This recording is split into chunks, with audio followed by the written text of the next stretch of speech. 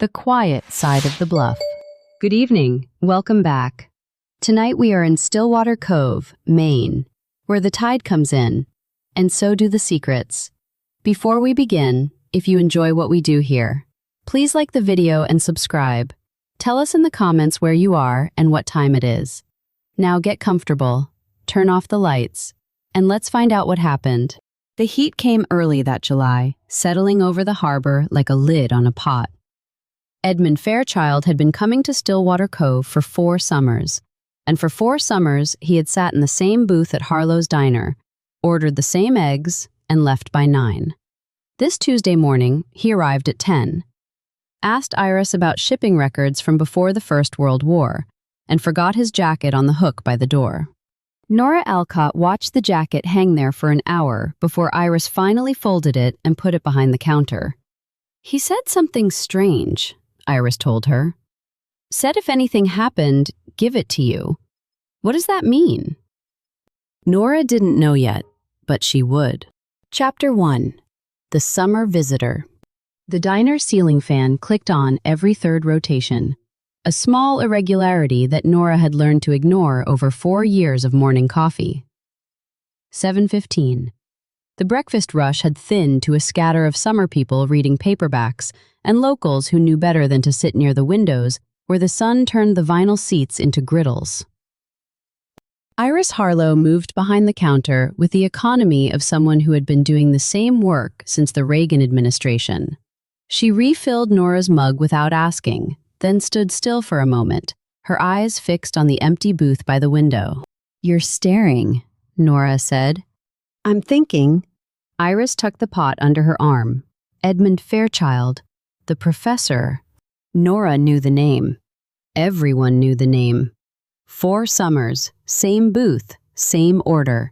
2 eggs over easy, wheat toast, coffee black, no sugar. He wrote in a leather notebook and paid with a 20 and told Iris to keep the change. A man who had reduced his existence to a ritual. What about him? "He came in late today." Iris leaned against the counter. 10 o'clock, not 8. And he ordered different. Egg scrambled. Asked for hot tea instead of coffee. Said his stomach was bothering him. Nora waited. Iris was not someone who needed encouragement to continue. Then he asked me something about the old families who still had papers from before the war. Iris's voice dropped. "The First War, 1912 to 1918, he said. "Shipping records." The fan clicked. A tourist at the far end of the counter asked for more ketchup. Iris ignored her. 4 years he's been coming here, Iris said. "Never asked me anything except how my mother was doing. Now this." She pulled a folded jacket from under the counter. Navy blue, old wool. The kind a retired professor might wear on a cool Maine morning, even in July. "He left this. When I went after him, he was already halfway down the street." "What did he say?" Iris set the jacket on the counter. He said, "If something happens to me, give it to Deputy Alcott." Then he walked off, didn't look back. Nora touched the jacket. The wool was warm from the morning sun. She slid her hand into the left pocket. Nothing. The right pocket held a folded piece of paper, creased 4 times, the edges soft from being handled. She opened it. A name, Torkel. A year, 1915. Nothing else. "You didn't open this." "Wasn't mine to open," Iris said. "But I saw the name when I folded the jacket. Magnus is a private man. He doesn't like people looking into his family." Nora refolded the paper and placed it back in the pocket. "I'll return the jacket." "You'll do more than that." Iris picked up the coffee pot again. "You'll ask questions. That's what you do." It was not a question. The Seabird Inn sat on the bluff overlooking the harbor. 12 rooms, white clapboard, blue shutters that Magnus Torkel painted himself every other spring. Nora parked the cruiser in the shade of a maple and sat for a moment with the engine off. The heat had thickened by noon, a damp weight that made the air taste of salt and low tide. Inside, the lobby smelled of beeswax and old pine. Magnus appeared from the back office before she reached the front desk, as if he had been watching for her through the window. Deputy. He inclined his head. Norwegian American, 50s, formal in a way that made tourists think he was British. Is there a problem? No problem. Nora held up the jacket. Edmund Fairchild left this at the diner. Iris asked me to return it. Magnus took the jacket. His hands were steady, his face neutral. I'll see that he gets it. He's here, then. He checked in early this summer, 2 weeks ahead of his usual reservation. Magnus hung the jacket on a hook behind the desk. Is there something else?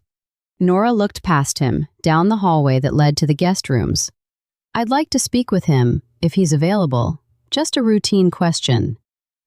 About what? About why he's asking about shipping records from 1912 to 1918. The silence lasted 3 seconds. Magnus did not blink, but something in his posture shifted. A small tightening of the shoulders, a redirection of weight to his back foot. Mr. Fairchild is a maritime historian, Magnus said. He's writing a book. He asks questions. That's what historians do. Then he won't mind answering a few more. Magnus held her gaze for a moment longer than necessary. Then he nodded. His room is at the end of the hall, number 7. But he's not there at the moment. He went for a walk along the bluff. I'll wait. That might be some time. He's been restless lately. Nora noted the word restless. Not the word one used for a retired professor who had reduced his life to ritual. Restless how? Magnus picked up a pen from the desk, set it down again. He's been different this summer, more agitated. He spends hours in his room with old documents, then walks the bluff until dark. Last week, he asked to see my grandfather's shipping ledgers. Did you show him? Some of them. Magnus's voice was measured, careful. The ones that were public record. He wanted more. I told him the family archives are private. What did he say? He said, history doesn't belong to families. It belongs to everyone. Magnus allowed himself a small, tight smile. I told him that was a fine sentiment for a man who didn't have to protect his family's name. Nora turned toward the hallway. I'll check his room anyway. Standard procedure. You can accompany me. For a moment, she thought Magnus would refuse. His jaw worked once. Twice. Then he came around the desk and led her down the corridor. Past doors numbered 1 through 6, to the end where a window faced the sea. Room 7 was small, but well-appointed. A brass bed, a writing desk, a wardrobe. The sheets were turned down. A paperback on the nightstand. On the desk sat a cardboard box, the kind used for archival storage, its lid slightly askew. Magnus saw her looking. He brought that with him. Research materials. May I? It's his private property. I'm not opening it. Nora stepped closer. Through the gap between lid and box, she could see the edge of a leather-bound ledger and the corner of a photograph. Black and white, a ship at dock. Just looking. She looked, and she saw something else. The lid had been moved recently. There were no dust particles on the gap, no evidence of settled stillness. Someone had opened this box within the past few hours. Did you check on Mr. Fairchild this morning? I knocked on his door at 8. There was no answer. Magnus's voice had gone flat. I assumed he was already out. You didn't enter. I'm the innkeeper. Deputy, not a warden. My guests are entitled to their privacy. Nora turned from the desk. I'll wait for him in the lobby. If he returns before I leave, please let me know. Magnus escorted her back to the front desk, his steps measured, his face unreadable. As Nora reached the door, she glanced through the glass toward the back porch. A woman sat in one of the wicker chairs, her face turned toward the sea. Dark hair, mid-30s, a suitcase beside her feet. Who's that? Magnus followed her gaze. A guest. Checking out this afternoon. Name. Claire Ashworth. She's been here since Saturday. Nora watched the woman for a long moment. Claire Ashworth did not turn around. She sat perfectly still, her shoulders squared to the water, as if the land behind her did not exist. "Thank you, Magnus." Nora pushed the door open. "I'll be back." She was halfway down the front steps when she heard the creak of wicker. She looked back. The chair was empty. Claire Ashworth had gone inside, and she had taken her suitcase with her. The Breakwater pub sat at the harbor's edge, a low building of gray stone that had survived every storm since 1892. Vera Stout ran the place the way she ran her life, with a blunt efficiency that discouraged nonsense. Nora found her behind the bar at 9:30 that night, wiping glasses that were already clean. "You're here about Edmund Fairchild," Vera said without looking up. "I'm here about a noise complaint on Wharf Street." "No, you're not." Vera set down the glass. "You're here because Iris called me after you left the diner, and because you've got that look." "What look?" "The look that says you're circling something, but you haven't landed yet." Vera pulled a beer she didn't offer to Nora. "Edmund was in here last night. 7 o'clock until about 7:30. Drank one whiskey, neat, paid cash." "Was he alone?" "He was until Harold Voss showed up." Vera nodded toward a table in the corner. They sat over there, started quiet, didn't stay quiet. Nora turned. The table was empty now, but she could see the tension in the arrangement of the chairs. Pulled too close, angled for confrontation. What did they argue about? Harold said Edmund was digging up things that didn't need digging. Something about a deed from 1880. Land that used to belong to the Voss family, now belongs to the Torkels. Vera's voice dropped. Harold said, "You're going to get someone killed, poking around where you don't belong." "And Edmund," Edmund said, "if you want to argue, bring evidence. I'm just looking for the truth." Vera shook her head. "Harold called him something I won't repeat. Then I threw Harold out." "What time?" 7:45. Harold left. Edmund stayed for another 10 minutes, finished his whiskey, and walked out toward the inn. Nora pulled out her notebook. "Did anyone see him after that?" Vera was quiet for a moment. She picked up another glass, examined it for spots, set it down. "I saw Claire Ashworth in the parking lot by the bluff steps around 8:15, sitting in her car, engine off, lights off." "What was she doing?"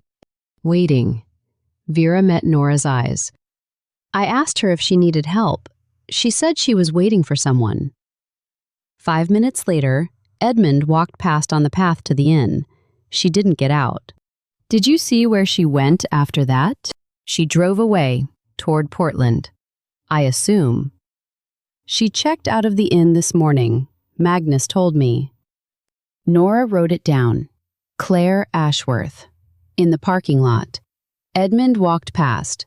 She didn't get out. Waiting for someone else. Or waiting for something else. "One more thing," Vera said. "Edmund asked me about the Torkels last week. Not about Magnus. About his grandfather. The one who ran the shipping business during the First World War." "What did he want to know?" "He wanted to know if anyone in town still had records from that time. Bills of lading, cargo manifests, that sort of thing." Vera's face was unreadable. "I told him to ask Dot Fenwick at the library. He said he already had. Said Dot told him there were gaps. Records missing for 6 years." Nora closed her notebook. 1912 to 1918. "That's what he said." Vera picked up the glass again. "You want my opinion?" "I always want your opinion." Harold Voss has a temper, but he's not a killer. He's the kind of man who would have stayed to watch if he'd done something. He wouldn't have walked away. Vera set the glass down with a soft thunk. "But that professor, Edmund, he was scared of something. I could see it in his hands. He kept them flat on the table the whole time he talked to Harold, like he was holding himself down." Nora thanked her and walked out into the night. The harbor was dark, the boats black shapes against black water. The heat had not broken. If anything, it had settled deeper, pressing against her skin like a second layer of clothing. She sat in the cruiser with the windows down and the engine off. The fan clicked. The tide whispered against the pilings. She thought about Edmund Fairchild. 4 years of ritual, then a sudden break, a jacket left behind, a name written on a piece of paper, a woman waiting in a dark parking lot.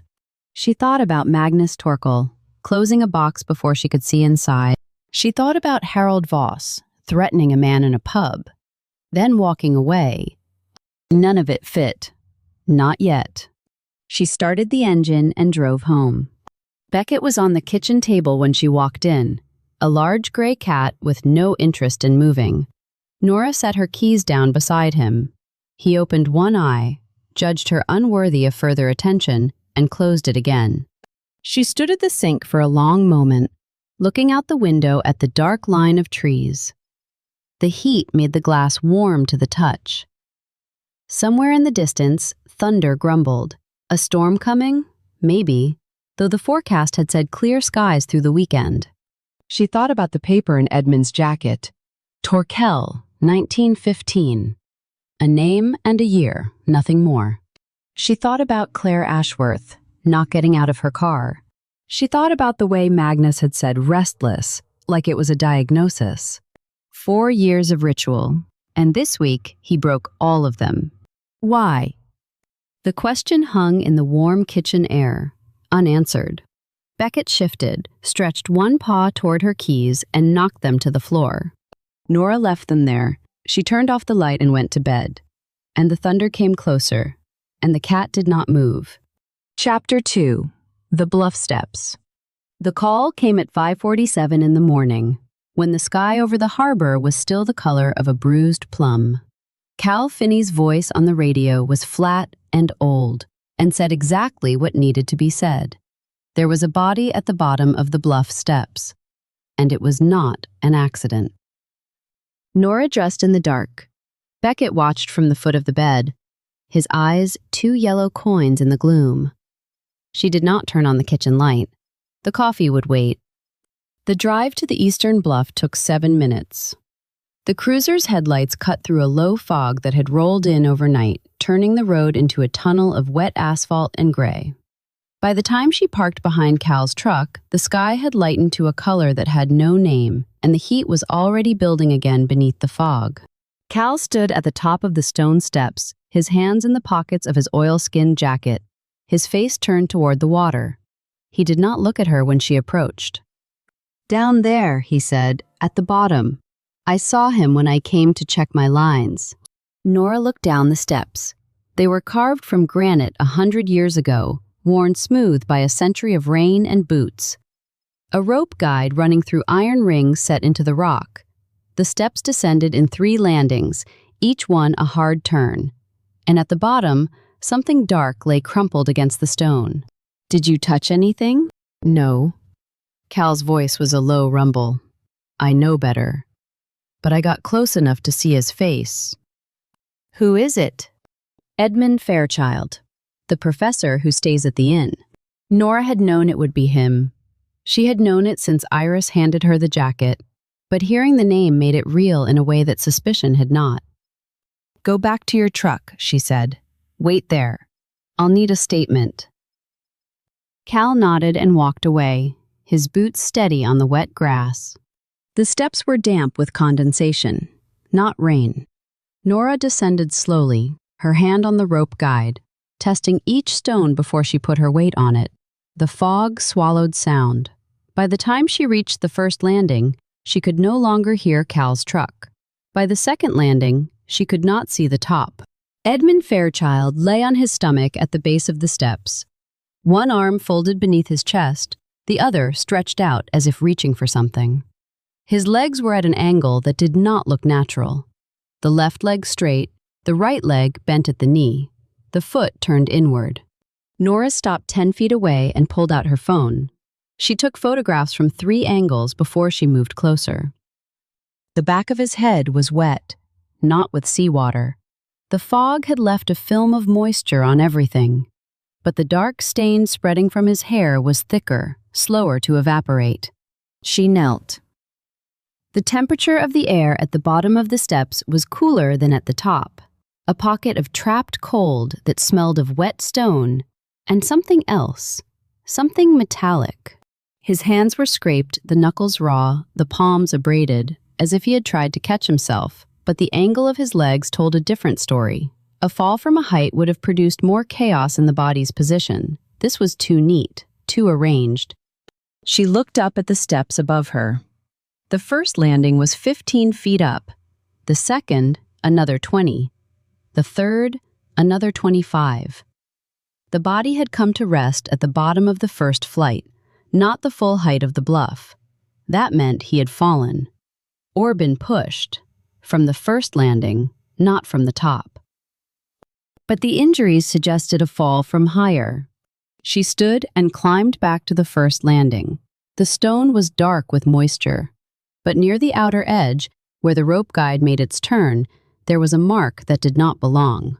A scratch in the granite, clean and bright, too fresh to have been there yesterday. Not a shoe mark. Metal, maybe. The edge of something hard. Nora photographed it. Then she sat on the step and waited for the state forensics team that would not arrive for hours because the heat wave had grounded the small plane they used, and the roads from Portland were 2 hours on a good day. Gannett arrived at 6:30, his shirt already wrinkled, his hair damp with sweat. He stood at the top of the steps and looked down at her with an expression that was trying very hard to be professional. "Why are you sitting on the steps?" "Because the body is at the bottom," Nora said, "and I'm waiting for forensics." "We don't need forensics for an accident." Gannett's voice carried down the bluff, flat and tired. "Old man, dark night, wet steps. It happens." Nora stood. She climbed back up to the top, meeting him on the grass.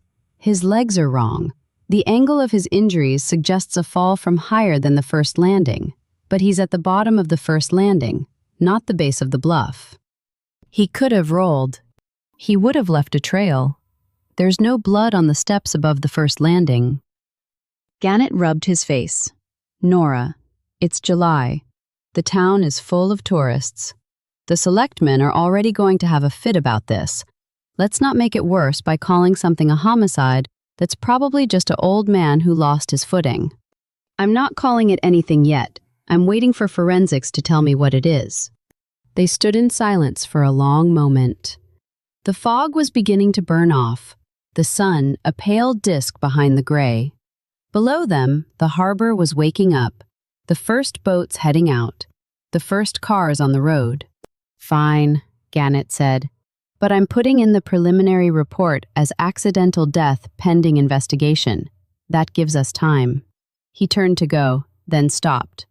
"The woman from the inn, Claire Ashworth, she checked out at 3 in the morning. Magnus called me about it, said she seemed anxious to leave." Nora wrote it down.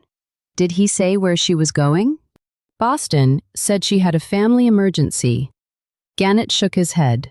Convenient timing. He walked back to his car and drove away, leaving Nora alone at the top of the bluff with a dead historian and a scratch on a stone step. The Seabird Inn was quiet when Nora arrived at 8:30. The breakfast crowd had come and gone, leaving behind the smell of bacon and coffee and the low hum of a vacuum cleaner on the second floor. Magnus Torkel was at the front desk, his posture as perfect as ever, his face arranged in an expression of polite concern. "Deputy, I heard about Mr. Fairchild. Terrible business." "When did you hear?" "Cal Finney called me 20 minutes ago." Magnus folded his hands on the desk. He thought I should know before the news spread. "Did Mr. Fairchild have any visitors last night?" "Not that I saw, but I was in my office until 10. Then I went to my room. I don't monitor my guests' movements." Nora nodded. "I need to see his room again." Magnus hesitated. A small thing, a fraction of a second, but Nora caught it. "Of course, I'll get the key." The hallway on the second floor was dim, the vacuum cleaner silent now. Room 7 was at the end, the door closed, the brass number plate tarnished with salt air. Magnus unlocked it and stepped back.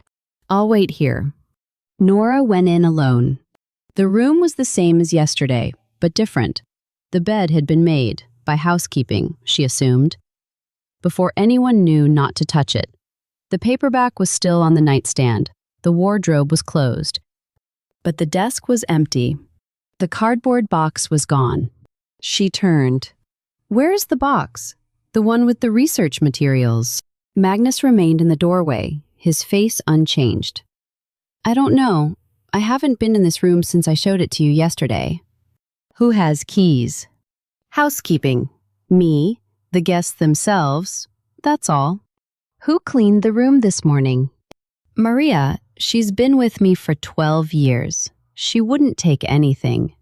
Nora crossed to the desk. There were no dust marks where the box had sat, no indentation in the wood. But there was something else. A postcard, wedged between the desk and the wall, as if it had fallen and been missed. She pulled it out. The front was a photograph of an old cargo ship, the name painted on the bow in faded letters, SS Morningstar. The back was blank, except for a single line of handwriting, small and precise, in blue ink. "Ask Claire about 1912. Nora held the postcard by the edge and slipped it into an evidence bag. Did Mr. Fairchild know Claire Ashworth before this summer? Magnus's eyes followed the bag. They met here last year. She was a guest. They had dinner together a few times. I assume they were friends. Did he ever mention her name to you? Once, he said she was helping him with his research, something about the Aldrich family archives. Nora wrote it down. Aldrich, the old money estate on the bluff, the family that had been in Stillwater Cove since the Revolution and kept to themselves like royalty in exile. When did Ms. Ashworth check out? 3:05 this morning. She paid her bill in cash and left in a hurry. Said there was an emergency at home. Did she say what kind of emergency? No. Magnus's voice was steady, but his hands were not. He had them clasped behind his back, but Nora could see the knuckles white against each other. I didn't ask. She looked at him for a long moment. You've been very helpful, Magnus. I may have more questions later. I'll be here. She walked past him and down the hall, the evidence bag warm in her hand. At the top of the stairs, she stopped and looked back. Magnus had not moved from the doorway of room 7. He stood there, perfectly still, watching her go. The fog had burned off completely by the time Nora reached her car. The sun was high and white, the heat radiating off the asphalt in waves. She sat in the driver's seat with the door open, letting the breeze from the harbor move across her face. Ask Claire about 1912. Claire Ashworth, who had checked out at 3 in the morning. 6 hours after Edmund Fairchild died. Claire Ashworth, who had sat in a dark parking lot while Edmund walked past. Claire Ashworth, who had a family emergency in Boston that could not wait until morning. Nora took out her phone and called the number Iris had given her. It rang 4 times and went to voicemail. The recording was generic, just a woman's voice saying to leave a message. She did not leave one. Instead, she drove to the library. Dot Fenwick was already at her desk when Nora pushed through the heavy oak doors at 9:15. The library was cool, almost cold, the air conditioning working overtime against the heat. The old stone walls held the temperature like a cellar. You're here early, Dot said, without looking up from her catalog cards. And you have that expression. What expression? The one that means someone is dead and you're not sure it was an accident. Nora sat in the chair across from Dot's desk. Edmund Fairchild, the professor. He was found at the bottom of the bluff steps this morning. Dot's hand stopped moving. She looked up, her gray eyes sharp behind her glasses. I heard. Cal Finney called his wife, and his wife called me. She set down her pen. You don't think he fell? I don't know what I think yet, but he was asking questions about shipping records from 1912 to 1918, and someone took a box of his research materials from his room sometime between yesterday afternoon and this morning. Dot was quiet for a moment. Then she stood and walked to the back of the library, to the door marked Staff Only. Nora followed. The basement archives were cool and dry, the air smelling of old paper and leather and the faint metallic tang of filing cabinets. Dot led her to a row of steel shelves near the back, where a collection of bound ledgers sat in chronological order. 1912 to 1918, Dot said, running her finger along the spines. The war years. Stillwater Cove had a busy harbor then. Shipping, fishing, some light manufacturing. But the records from that period are incomplete. Incomplete how? Dot pulled a ledger from the shelf and opened it to the middle. Pages missing, not torn out. Cut, cleanly, with a blade. Someone removed them deliberately. She turned to another ledger. Same here, and here. 6 years of records, and every single one has gaps. Do you know who removed them? No, but I know when. Dot closed the ledger and returned it to the shelf. 1983. A man came to the library with a letter from the Torkel family, requesting access to the archives for a genealogy project. He spent 3 days in the basement. After he left, the gaps appeared. Did anyone report it? The librarian at the time was 80 years old and half blind. She didn't notice until months later, and by then, she couldn't remember the man's name. Dot folded her arms. But I have my suspicions. The Torkels. Magnus's father. To be precise, he died in 91, so I can't ask him. Dot's voice was dry. But I can tell you this, whatever was in those missing pages, someone wanted it gone. And now Edmund Fairchild came asking about the same years. And now he's dead. Nora leaned against the shelf. Did Edmund tell you what he was looking for? He said he was writing a book about maritime trade during the First World War. He wanted to know if any ships from Stillwater Cove had been involved in... Dot stopped. He used a word I didn't recognize. Something about neutral ports. Smuggling. Not exactly. He said there were legal ways to trade with both sides if you knew the right routes, but he thought someone in town had gone further than that, had done something that would have been treason if anyone had found out. Nora thought about the postcard in the evidence bag. SS Morning Star. Ask Claire about 1912. Do you know a woman named Claire Ashworth? Dot's eyes flickered. I know of her. She was here last summer. Asking about the Aldrich family archives. Said she was a graduate student in history. I helped her with some census records. Dot paused. There was something about her I didn't like. What? She asked too many questions about the same years. 1912 to 1918. But when I asked what her research was about, she changed the subject. Dot shook her head. I've been a librarian for 43 years. I know when someone is hiding something. Nora thanked Dot and walked back upstairs into the heat. The sun was brutal now, the air thick and heavy, the harbor flat and gray. She stood on the library steps and looked out at the town, the diner, the inn on the bluff, the dark shape of the Aldrich house in the distance. A dead historian, missing records, a woman who left at 3 in the morning. None of it fit, but something was beginning to take shape, just out of reach, like a word on the tip of her tongue. She got in the cruiser and drove to the station to write her report. Beckett would be waiting at home, and the heat would not break until the storm came. But the storm was still 2 days away, and Edmund Fairchild was dead. And someone in Stillwater Cove knew why. Chapter 3. The Woman Who Left. The interview room at the sheriff's office was small and windowless and smelled of coffee that had been reheated too many times. Magnus Torkel sat across from Nora with his hands flat on the table, his posture as formal as if he were attending a board meeting. He had agreed to come in voluntarily, which meant he could leave at any time, and they both knew it. Thank you for coming, Magnus. You said you had more questions. His voice was neutral. I have nothing to hide. Nora opened her notebook. When did you first meet Edmund Fairchild? 4 years ago, he made a reservation at the inn for the month of July. He said he was writing a book and needed a quiet place to work. Magnus paused. He came back every summer after that. Same time, same room. Did you consider him a friend? I considered him a guest. The words were precise, almost clipped. We had conversations. He was interested in the history of the inn, of the town. I answered his questions when I could. What did he ask you about most recently?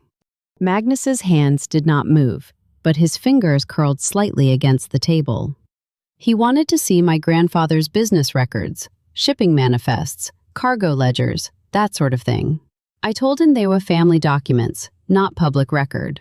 But you showed him some of them. I showed him what was already in the Historical Society's archives. Nothing more. Nora wrote it down. He told Iris Harlow that he was looking for shipping records from 1912 to 1918. Does that time frame mean something to you? For the first time, Magnus's composure cracked, just a flicker, there and gone, a tightening around his eyes. My grandfather ran the family shipping business during those years. It was a difficult time. The war made trade complicated. Complicated how? Neutrality laws, blockades. The British Navy stopped ships going to Germany. The Germans stopped ships going to Britain. A man had to be careful. Or creative. Magnus met her eyes. My grandfather was an honest businessman, deputy. He followed the law. Then why are there gaps in the shipping records at the library?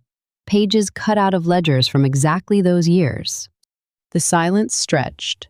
A fly buzzed against the window. Trapped between the glass and the screen. Magnus watched it for a moment before answering. I wouldn't know about that. I wasn't born until 1952. But your father was... He had access to the library archives in 1983. A man came with a letter from the Torkel family and spent 3 days in the basement. After he left, pages were missing. Magnus's hands finally moved. He folded them together, then unfolded them. I don't know anything about that. Nora let the silence work. The fly buzzed. The clock on the wall ticked. Magnus looked at the table, at the window, at the door. Everywhere but at her. Edmund had a postcard in his room. She said, a photograph of a ship called the SS Morning Star. On the back, he wrote, Ask Claire about 1912. Who is Claire Ashworth to you? A guest, a friend of Edmund's.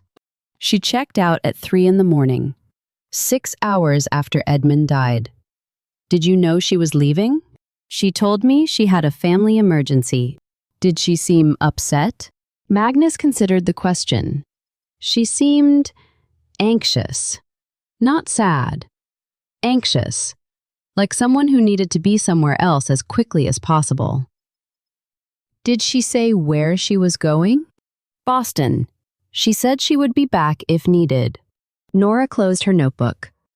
Thank you, Magnus. That's all for now. He stood, hesitated, then sat back down. Deputy, Edmund was a good man. Annoying, persistent, but good. He believed that history belonged to everyone. And maybe he was right. But some histories belong to families. Some truths don't need to be told. That's not how justice works. No.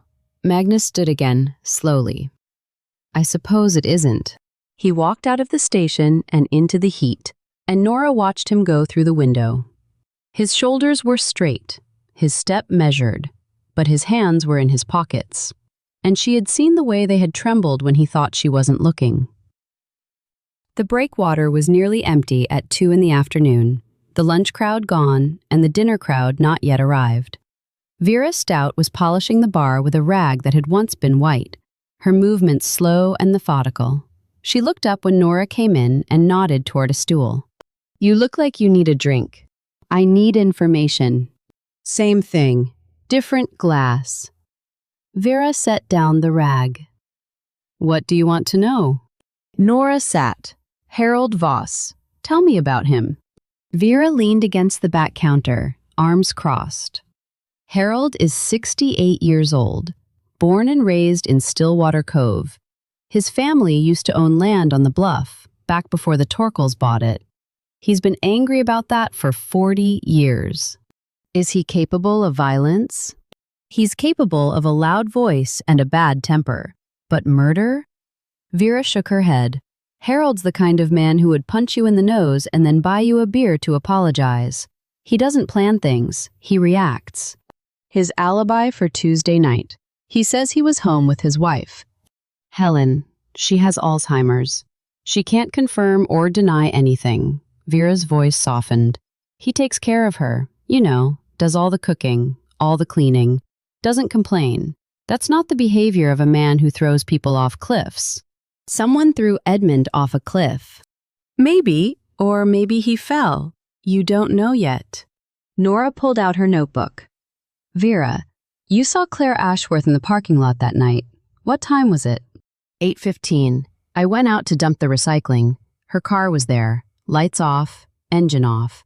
She was just sitting. Did you see anyone else near the bluff steps? Vera was quiet for a moment. I saw a figure, up on the bluff, near the top. Could have been a woman, could have been a man. Too far away to tell. What time? 8 o'clock. Maybe, just before I saw Claire, I thought it was just someone taking a walk. Nora wrote it down. A figure on the bluff at 8. Claire in the parking lot at 8:15. Edmund walking past at 8:20. The timeline was tight, tighter than she liked. Did Harold ever mention a man named DiMaggio? Vera frowned.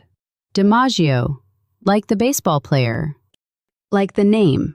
Edmund mentioned it to Harold. Harold reacted. I don't know anything about that. Vera picked up the rag again. But if I were you, I'd find out what Claire Ashworth was doing in Stillwater Cove before Edmund died. She's been here since Saturday, but she didn't check into the inn until Monday. That means she spent 2 nights somewhere else. Nora stopped writing. Where? I don't know, but someone in town must have seen her.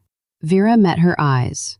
In a town this size, a stranger doesn't go unnoticed for 2 days. The station was quiet when Nora returned. Gannett had gone home, leaving a note on her desk that said, in his messy handwriting, State Forensics can't get here until Friday. Storm coming. Don't do anything stupid. She crumpled the note and threw it in the trash. The afternoon light through the window was yellow and thick, the heat pressing against the glass like something alive. Nora sat at her desk and stared at the board she had started on the wall. Photographs of Edmund, of the bluff steps, of the postcard. Names written in marker. Magnus Torkel, Harold Voss, Claire Ashworth. She had written a 4th name, then erased it. Margaret Aldrich Kay. Too early to add her, too little evidence. The drawer of her desk stuck when she pulled it open. A warped piece of wood that had bothered her for 4 years. Inside, under old case files and a box of pens, was a manila envelope. She had not opened it in months. She opened it now. The photograph inside was old, creased along the folds. A police station in Boston. The sign in the background reading District 4. A group of officers standing on the steps, their faces young and unlined. Nora was among them, her hair shorter, her smile still real.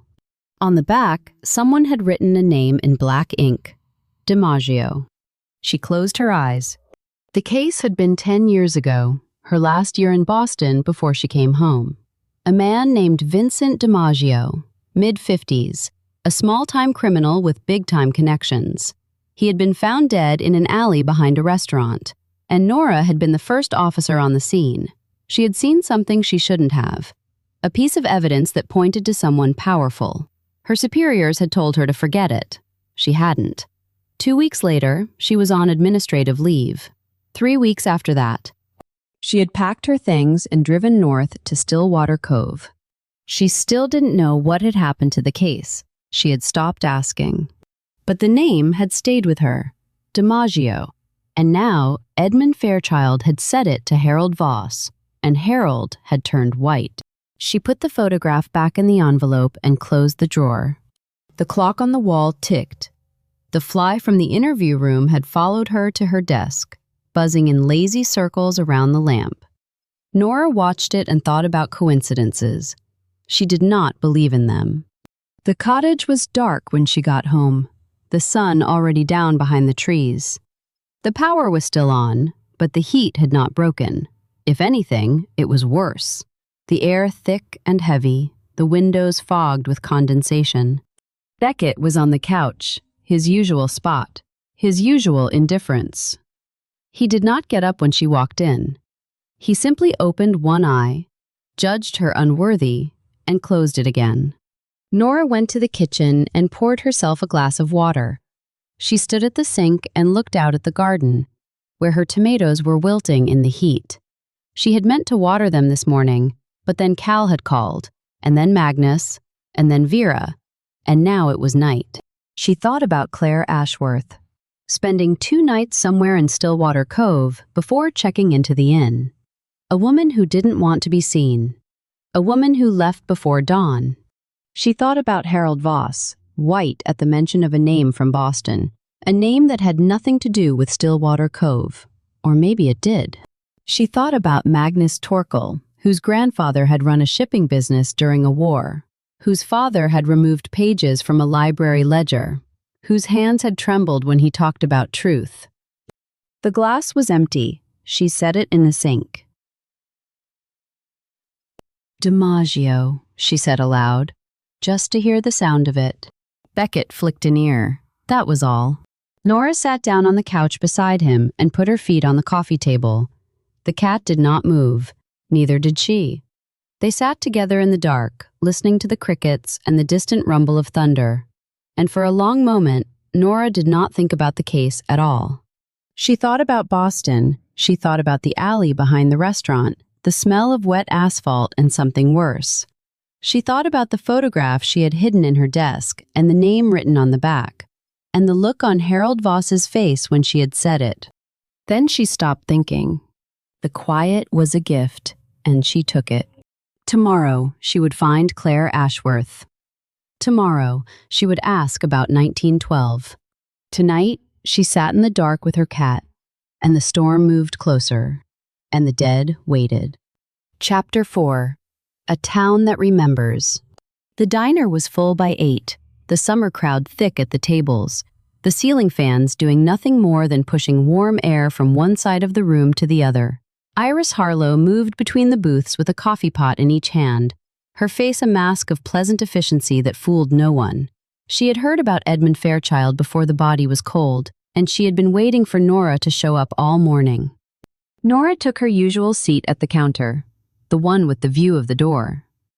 Iris poured coffee into her mug without being asked and leaned in close. Harold Voss was in here at 6, she said, her voice low. He looked like he hadn't slept, ordered eggs, ate 2 bites, left a $10 bill on the table, and walked out. Did he say anything? He asked if I'd heard about Edmund. I said yes. He said, I didn't do it. Iris, you know me. I've got a temper, but I'm not a killer. Iris straightened up and grabbed a rag to wipe the counter, though it was already clean. Then he left, walked toward the bluff. The bluff. That's what I said. Why would a man who just got questioned about a death on the bluff go walk on the bluff? Iris shook her head. People are talking. Nora, they're saying Harold threatened Edmund at the breakwater. They're saying Edmund had proof that Harold's family lost the land illegally. They're saying Harold had motive. People say a lot of things. People in this town don't lie. They just remember differently. Iris set down the rag. Martha Cheney was in here yesterday. She remembers Harold and Edmund being friends, back in the 70s, before Edmund left for college, before Harold stayed behind to take care of his mother. She says they were thick as thieves. Nora sipped her coffee. What happened? Life, I guess. Edmund went to Boston, became a professor. Harold stayed here, worked on boats. Watched his family's land get sold to the Torkels. By the time Edmund came back for summers, they weren't friends anymore. Iris paused. But Martha says Harold never stopped being angry. Not at Edmund, at the town, at the way things worked out. That's not the same as murder. No. Iris picked up the coffee pot again. But it's close enough for people to talk. The bluff path ran along the eastern edge of the point, a dirt track worn smooth by 100 years of walkers and dogs and summer children chasing each other through the scrub. Nora parked at the trailhead and walked toward the cliff, the sun hot on her neck, the grass brown and crackling under her boots. She found Harold Voss sitting on a flat rock near the edge, looking out at the water. He did not turn when she approached. He simply sat there, his hands in his lap, his shoulders slumped in a way that made him look older than 68. Mind if I sit? It's a free country. His voice was rough, unused, for now. Nora sat on a rock a few feet away, close enough to talk, far enough to give him space. The harbor spread out below them, the boats tiny and white against the blue, the heat shimmering off the water in waves. Iris said you didn't sleep. Iris talks too much. She cares about you. Harold snorted. She cares about gossip. There's a difference. He picked up a small stone and turned it over in his fingers. I didn't kill him. Deputy, I know you have to ask. I know it looks bad, but I didn't. Why were you arguing with him at the breakwater? Because he was digging up things that should have stayed buried. Harold threw the stone off the cliff. It fell in silence, too small to make a sound when it hit the water. My family lost that land in 1880. My great-grandfather signed it over to the Torkels for a price that was half of what it was worth. Edmund found the original deed in the archives at Bowdoin College. He said it proved the Torkels had coerced my family into selling. That sounds like something you'd want to know. I already knew. Harold's voice was flat. Everyone knew. My mother told me when I was 10 years old, the Torkels had connections at the bank. They threatened to call in my great-grandfather's loans if he didn't sell. It wasn't a secret. It was just the way things worked back then.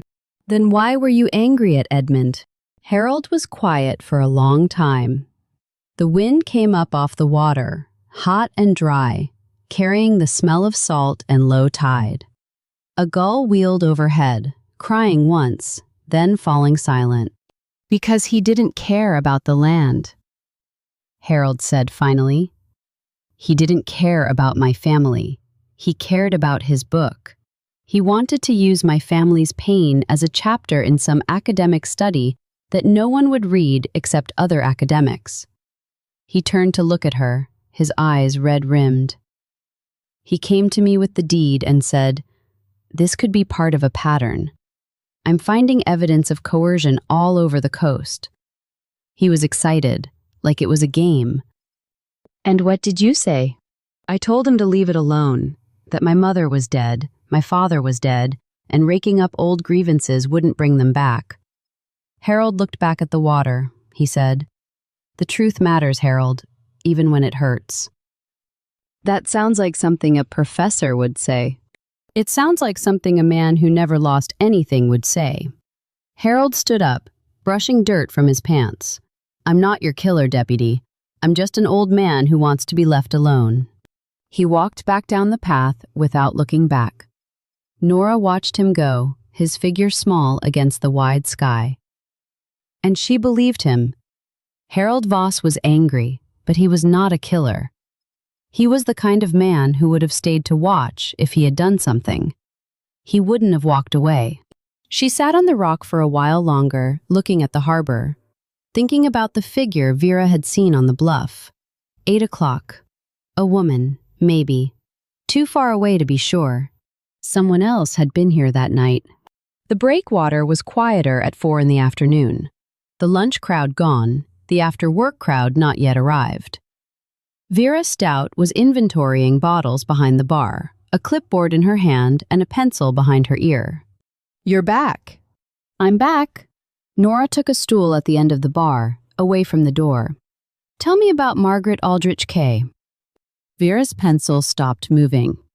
Why? Because Edmund Fairchild was researching the Aldrich family archives, because Claire Ashworth had access to those archives, and because Margaret Aldrich Kay is the only living member of that family who still spends time in Stillwater Cove. Vera set down the clipboard. Margaret is complicated. She grew up in that house on the bluff, the big one. Her father was Aldrich. Her mother was Kay. Old money, old secrets, old grudges. She left town after college and never looked back. But she comes back. Once a year. Maybe. She stays at the Seabird Inn, not the family house. Magnus told me she doesn't like being in that house alone. Vera leaned against the back counter. She was here last week. I saw her at the diner. She looked terrible. Thin. Tired. Like she hadn't slept in days. Did she see Edmund? I don't know, but Edmund was asking about her family's archives. It's possible they crossed paths. Vera pulled the pencil from behind her ear and tapped it against the clipboard. There's something you should know about Margaret. She was involved in a bad accident in Boston a few years back. Hit another car. Someone died. I remember. 1915. 2015. She was drunk. Got off with a light sentence because her family had money and good lawyers. Vera's voice was dry. Edmund Fairchild was a witness. He testified that she was driving erratically before the crash, said he saw her swerve across 3 lanes. Nora went still. How do you know that? Because my cousin lives in Boston and reads the newspapers. She told me about it last summer when Edmund was in town. Said it was a big scandal in certain circles. Vera set down the pencil. Margaret Aldrich Kay lost her license, lost her reputation, lost her place in Boston society, and she blamed Edmund for it. That's a motive. That's a motive, Vera nodded. But it's also 10 years old. People get over things. Or they don't. Nora stood up. Do you know where Margaret is now? Last I heard, she was back in Boston, but someone in this town would know for sure. Vera picked up her clipboard. Try Dot. She keeps track of everyone. The library was cool and quiet, the way it always was, the way it had been for 130 years. Dot Fenwick was at her desk, as she always was. A stack of books beside her and a cup of tea growing cold at her elbow. Margaret Aldrich Kay. Dot said when Nora asked. She arrived in Stillwater Cove on June 28th. She stayed at the Seabird Inn for 4 nights, then returned to Boston on July 2nd. Do you know why she was here? She told Magnus she was visiting her mother's grave. The Aldrich family plot is at St. Agatha's. Dot paused. But Elaine Marsh told me Margaret didn't go to the cemetery. She spent most of her time at the inn, in her room, with the curtains drawn. Did she see Edmund? Edmund arrived on July 1st. Their stays overlapped by 1 night. Dot folded her hands on the desk. Magnus mentioned that they had dinner together on the evening of July 1st, in the inn's dining room. He said it seemed civil, not friendly. Did anyone else see them? Claire Ashworth was there. She arrived that same day, checked into her room, and joined them for dinner. Dot's voice was careful. 3 people who all had reasons to be interested in the same documents. Having dinner together in a quiet inn. I found that interesting. Did Magnus say what they talked about? He said they kept their voices low. He couldn't hear specific words. But he said the mood shifted after Edmund showed Margaret something on his phone. She went pale, excused herself, went to her room and didn't come back down. Nora wrote it down. When did Margaret leave? The next morning, July 2nd, she checked out at dawn and drove south. Dot hesitated. There's something else. When Margaret left, she forgot a bag in her room. Magnus found it when housekeeping cleaned. Inside were several documents from the Aldrich family archives. Copies, not originals, but they were from the years 1912 to 1918. What kind of documents? Shipping manifests, letters of credit, a bill of lading from a ship called the SS Morningstar. Dot's eyes were sharp, the same ship that was on Edmund's postcard. Nora closed her notebook. Where are those documents now? I have them. Dot smiled, a thin smile without warmth. Magnus brought them to me for safekeeping. He said he didn't want them to disappear. May I see them? You may. Dot stood and walked toward the basement stairs. But I should warn you, Deputy. What you're about to see will raise more questions than it answers.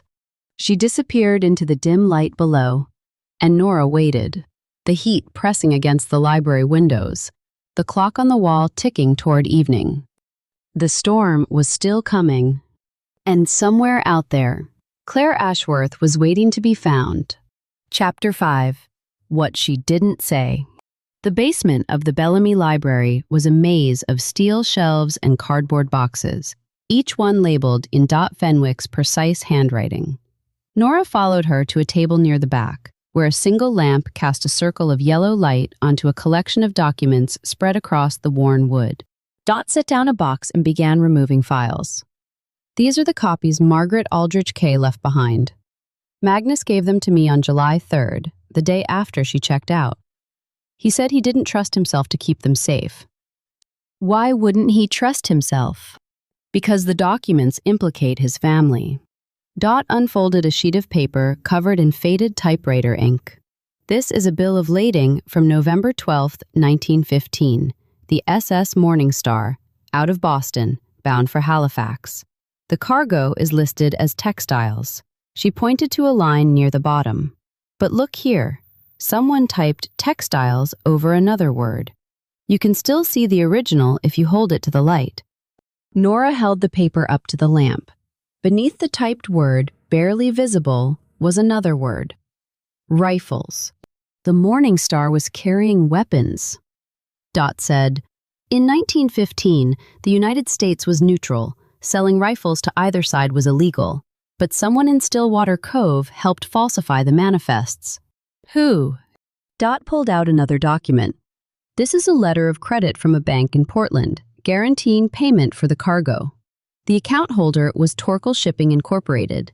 The signatory was Anders Torkel, Magnus's grandfather. Nora sat down. The chair creaked under her weight.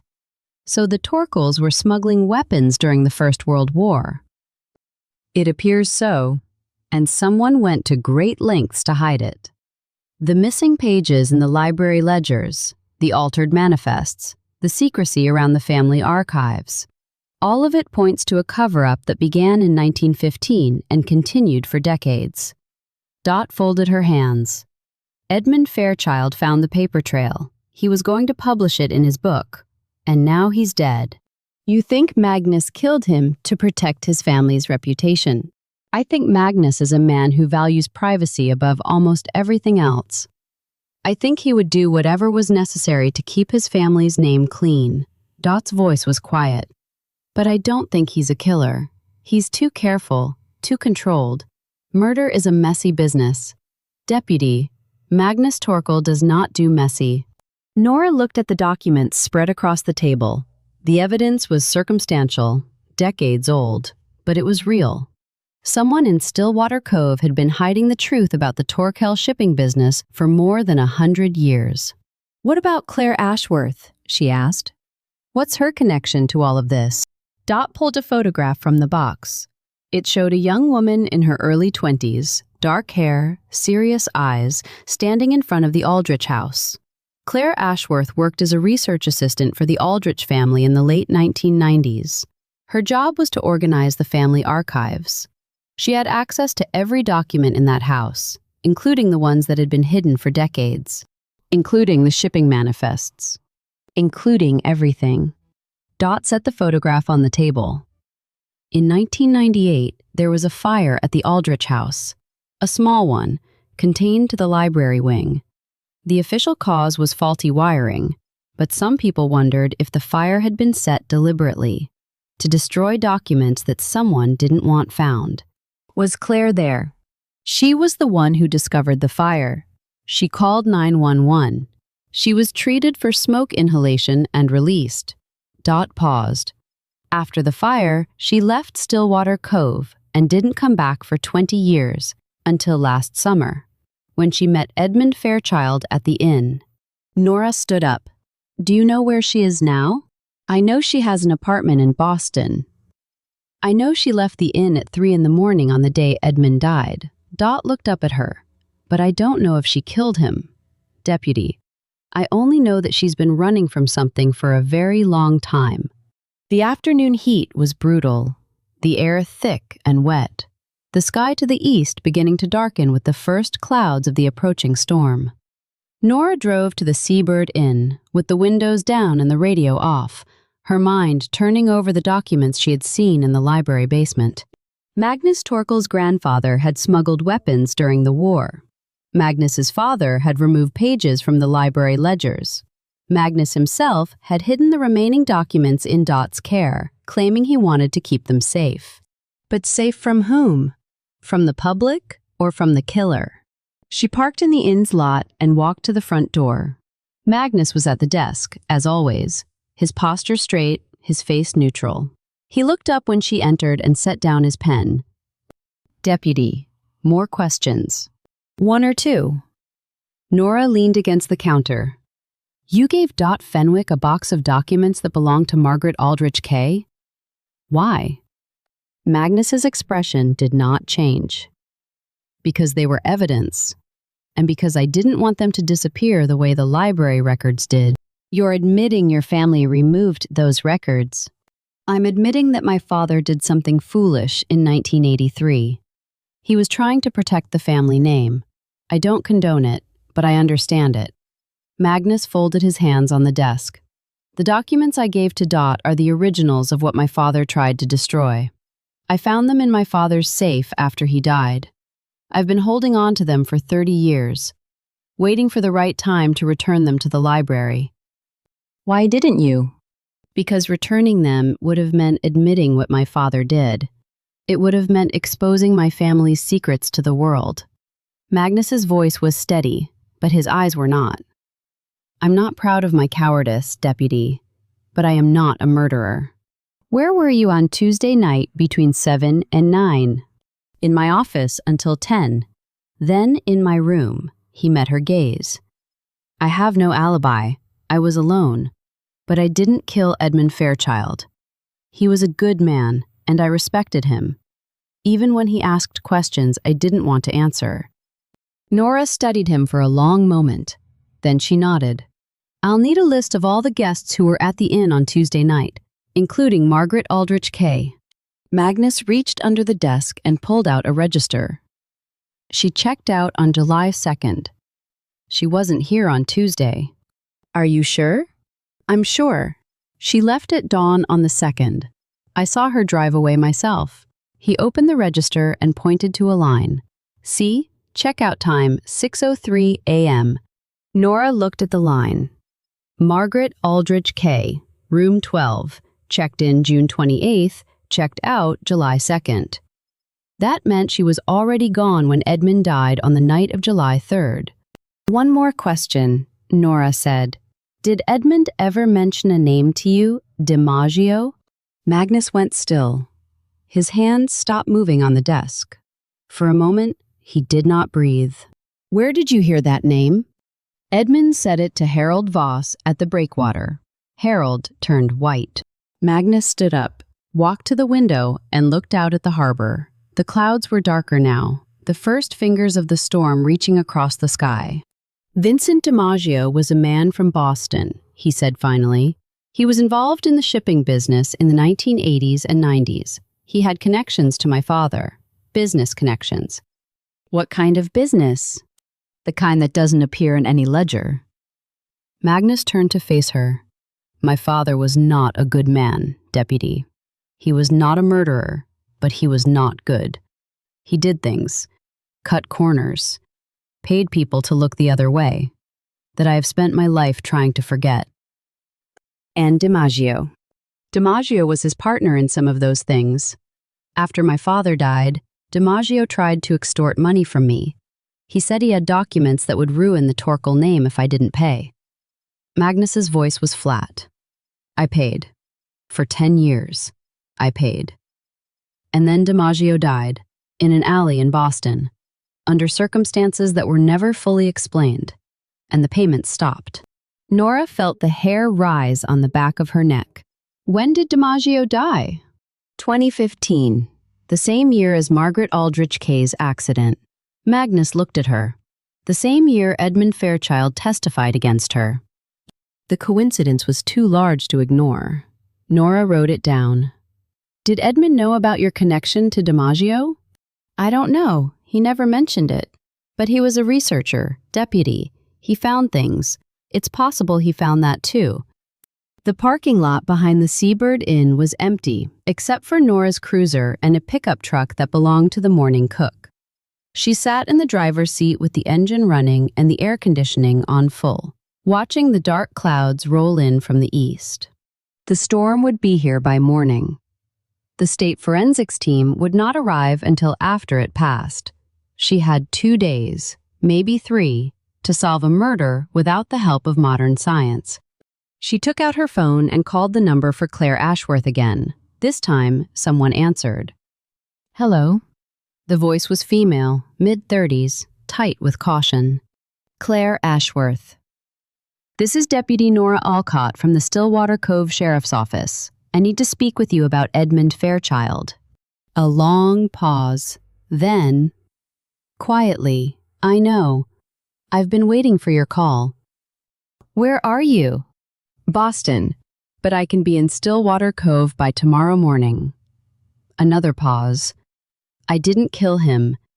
Deputy, but I know who might have. Who? Not over the phone. Meet me at the library tomorrow, 11 o'clock. I'll bring what I have. The line went dead. Nora lowered the phone and stared at the screen. Claire Ashworth, calling from Boston, willing to come back, willing to talk, but not willing to say more over the phone. That meant she was scared. Scared of being overheard, scared of leaving a record, scared of someone in Stillwater Cove. Nora put the phone in her pocket and drove home. The first raindrops hit the windshield as she pulled into the driveway, fat and heavy, the beginning of the storm that had been promised for days. Beckett was on the kitchen table, as always. His tail curled around his paws. He looked up when she walked in, judged her dry, and went back to sleep. Nora stood at the window and watched the rain come down. The garden would survive another day without water. The case would not wait. Tomorrow, Claire Ashworth would tell her what she knew. Tomorrow, the truth would begin to take shape. Tonight, she would sit in the dark and listen to the storm and think about a dead professor and a smuggler's ship and a name that connected Boston to Maine in ways she did not yet understand. Chapter 6. The Angry Man. The rain stopped sometime after midnight, but the clouds stayed, low and gray, pressing against the town like a held breath. Nora woke at 5:30 without an alarm. Beckett already gone from the foot of the bed, probably hunting moths in the garden. The heat had broken at last, replaced by a damp chill that made the cottage feel in the half-dark. She dressed and drove to the station before 6.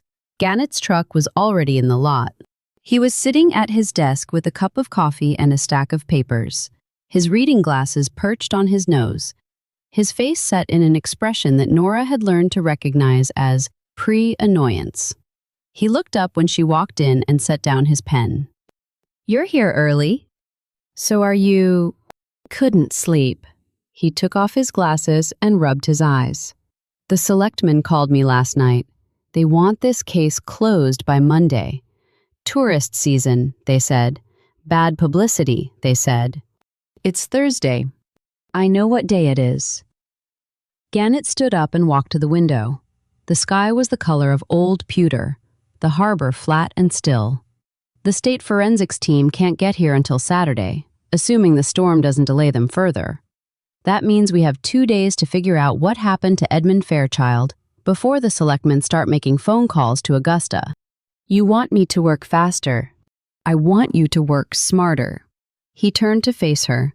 Harold Voss had a public argument with the victim. He had a motive, the land dispute. He has no alibi, and he's been acting guilty ever since. Acting scared, there's a difference. Not to the selectmen. Gannett walked back to his desk and sat down. I'm not telling you to arrest him. I'm telling you to lean on him, hard. See if he cracks. And if he doesn't crack, if he's innocent, then we move on to the next suspect. Gannett picked up his pen. But we need to show progress. Nora, the town is watching. The media is starting to sniff around. I had a reporter from the Portland Press-Herald call me at 6 this morning. Nora leaned against the doorframe. What did you tell her? I told her we were investigating a possible accident and had no further comment. He met her eyes. That won't hold for long. She nodded and walked out. In the hallway, she stopped and looked back at his office. Gannett was already on the phone, his voice low, his shoulders hunched. He was scared too, she realized. Not of the killer, of the politics, of losing his job in a town where the sheriff was elected, not appointed. She understood the fear. She just didn't share it.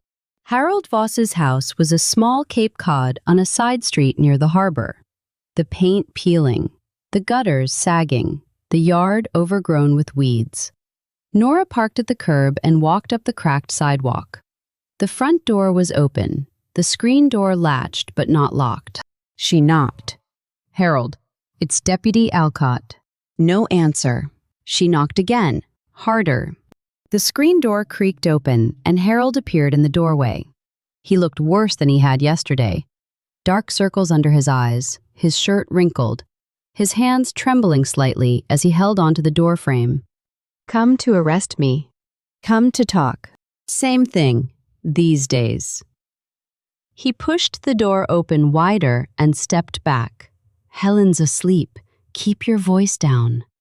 The living room was small and cluttered, filled with furniture that had seen better decades. Photographs covered the walls. Harold as a young man, Harold with a woman Nora assumed was his wife, Harold on a boat, Harold at a wedding. A timeline of a life that had shrunk over time to this one room, this one house, this one caretaking duty. Sit. Harold gestured to a worn armchair. He sat on the couch across from her, his knees apart, his hands hanging between them. Ask your questions. Where were you on Tuesday night? Between 7 and 9. I told you, I was here with Helen.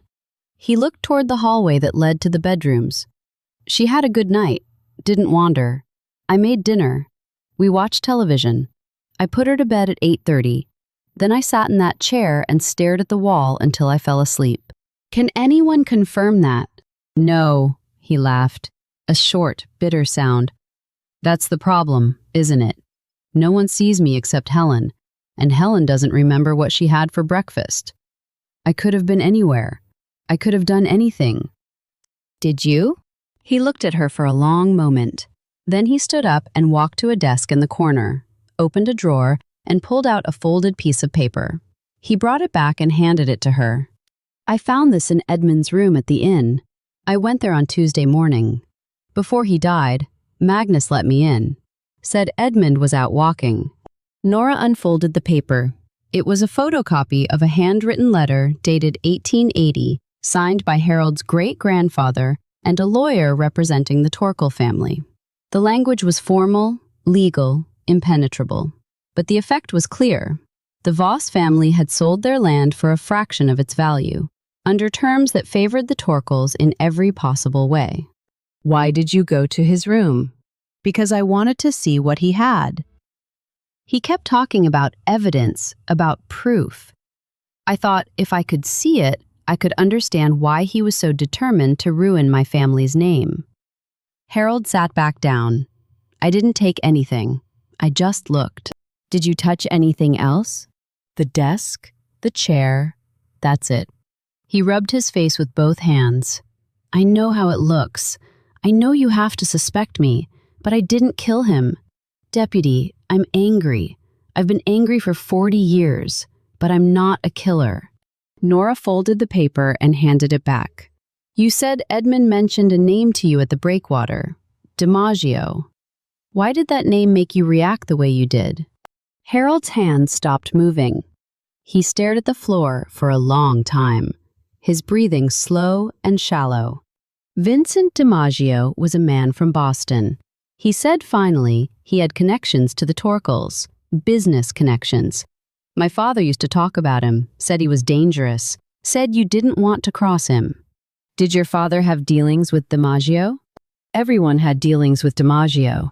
If they were in the shipping business, he controlled the docks in Portland and Boston. If you wanted to move cargo without too many questions, you went through DiMaggio. Harold looked up. My father went through DiMaggio, once, in 1985. He regretted it for the rest of his life. What did he move?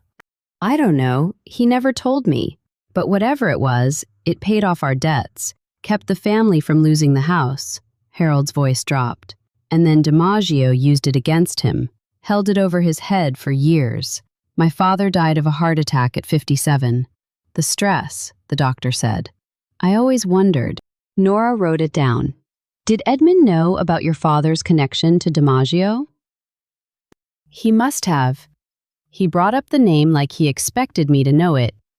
Harold stood up. That's all I can tell you. Deputy, I've told you everything I know. If you want to arrest me, arrest me. But I'd rather you found the person who really killed Edmund. He walked to the front door and held it open. The morning light was gray and flat, the clouds still heavy overhead. Nora stood and walked past him, pausing on the porch. One more question. Did you see anyone on the bluff on Tuesday night? Harold frowned.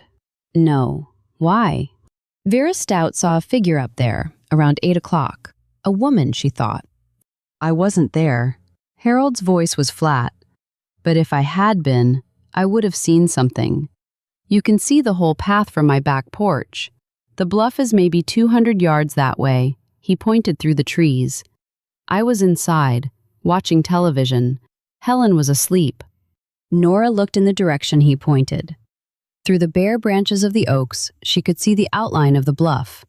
The dark shape of the steps cut into the rock.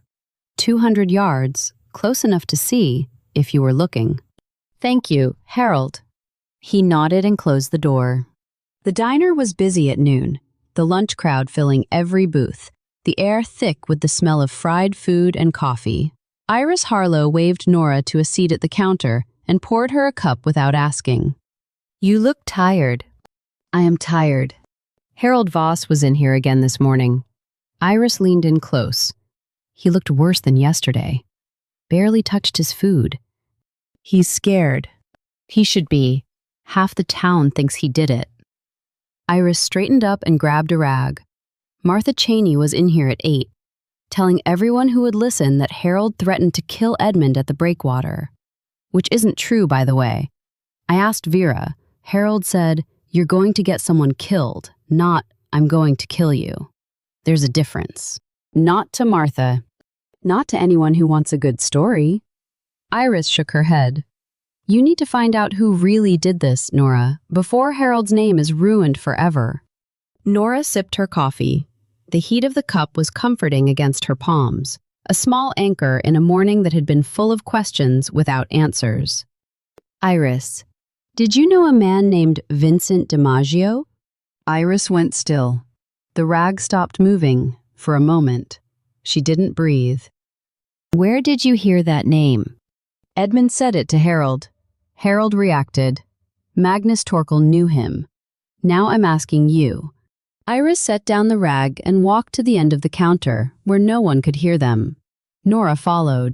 Vincent DiMaggio was a bad man, Iris said quietly. He came to Stillwater Cove in the 1980s, did business with the Torkels, tried to do business with my husband back when he was still alive. My husband said no. DiMaggio didn't like that. What happened? Nothing. That was the scary part. DiMaggio just smiled and said, maybe another time, and then he left. But my husband was nervous for months afterward, kept looking over his shoulder. Iris's voice dropped. That's the kind of man DiMaggio was. He didn't need to threaten you, you just knew. Did Edmund know about DiMaggio? I don't know, but if he was digging into the Torkel family history, he would have found the name eventually. Edith picked up the rag again. DiMaggio died in Boston in 2015, murdered in an alley. They never caught the killer. Nora knew. She had been there, not at the alley, but at the station afterward, listening to her superiors explain why the case would never be solved, why she should stop asking questions. She had stopped asking, but she had never stopped remembering. "Thank you, Iris." She left a $5 bill on the counter and walked out into the gray afternoon. The storm clouds were still there, still waiting, still holding their rain. The town felt smaller than it had yesterday, more fragile, more exposed. Someone in Stillwater Cove had pushed Edmund Fairchild off a bluff. Someone in Stillwater Cove had known Vincent DiMaggio. Someone in Stillwater Cove was hiding something that connected a dead professor to a dead gangster to a 100-year-old smuggling operation.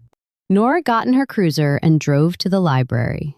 Dot would have more answers. She always did. Chapter 7.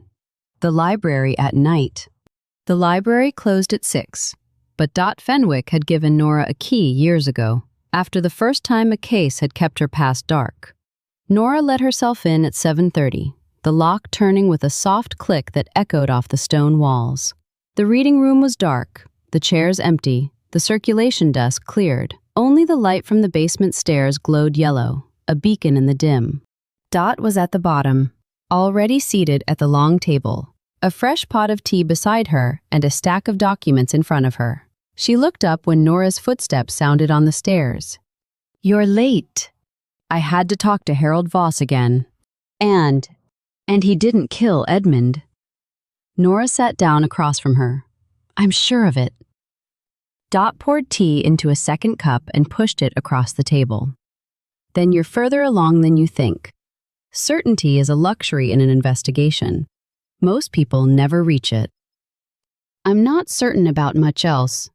Nora wrapped her hands around the warm cup. The basement was cool, almost cold, a welcome relief after the damp heat of the day. "Tell me about Vincent DiMaggio." Dot set down the teapot. "Why?" "Because his name keeps coming up. Harold knew it. Magnus knew it. Iris knew it. And I knew him too, a long time ago, in Boston." Dot studied her for a long moment. Then she reached into a box beside her chair and pulled out a thin folder. "I've been doing some research of my own, since you came to me with the shipping manifests. I've been cross-referencing names. DiMaggio appears in the Torkel ledgers 3 times between 1985 and 1990. What kind of appearances? Bills of lading, cargo manifests, letters of credit, all of them for shipments that originated in Portland or Boston and passed through Stillwater Cove on their way to Halifax." Dot opened the folder. The cargo is listed as textiles, agricultural equipment, machine parts. But given what we know about the 1915 shipment, I suspect the descriptions were false. Smuggling, tax evasion, possibly worse. Dot folded her hands. The 1980s were a different time. Nora, the coast of Maine was a convenient route for goods that didn't want to go through official channels, and Vincent DiMaggio controlled many of those channels.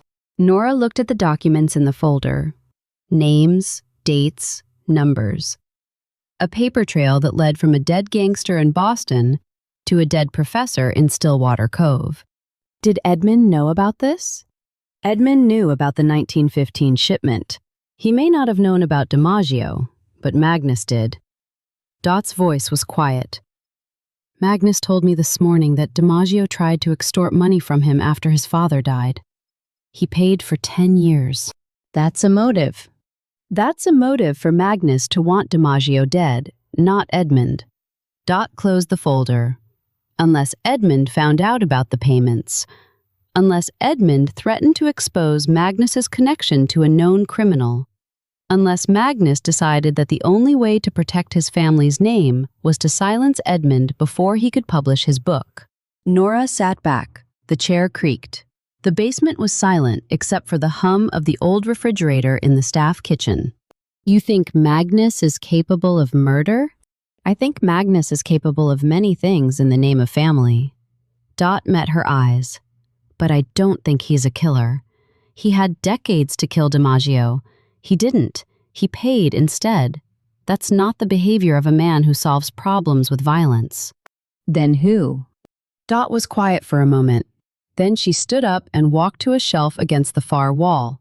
She pulled down a large, leather-bound volume and brought it back to the table. This is the guest register from the Seabird Inn. Magnus gave it to me for safekeeping after Edmund died.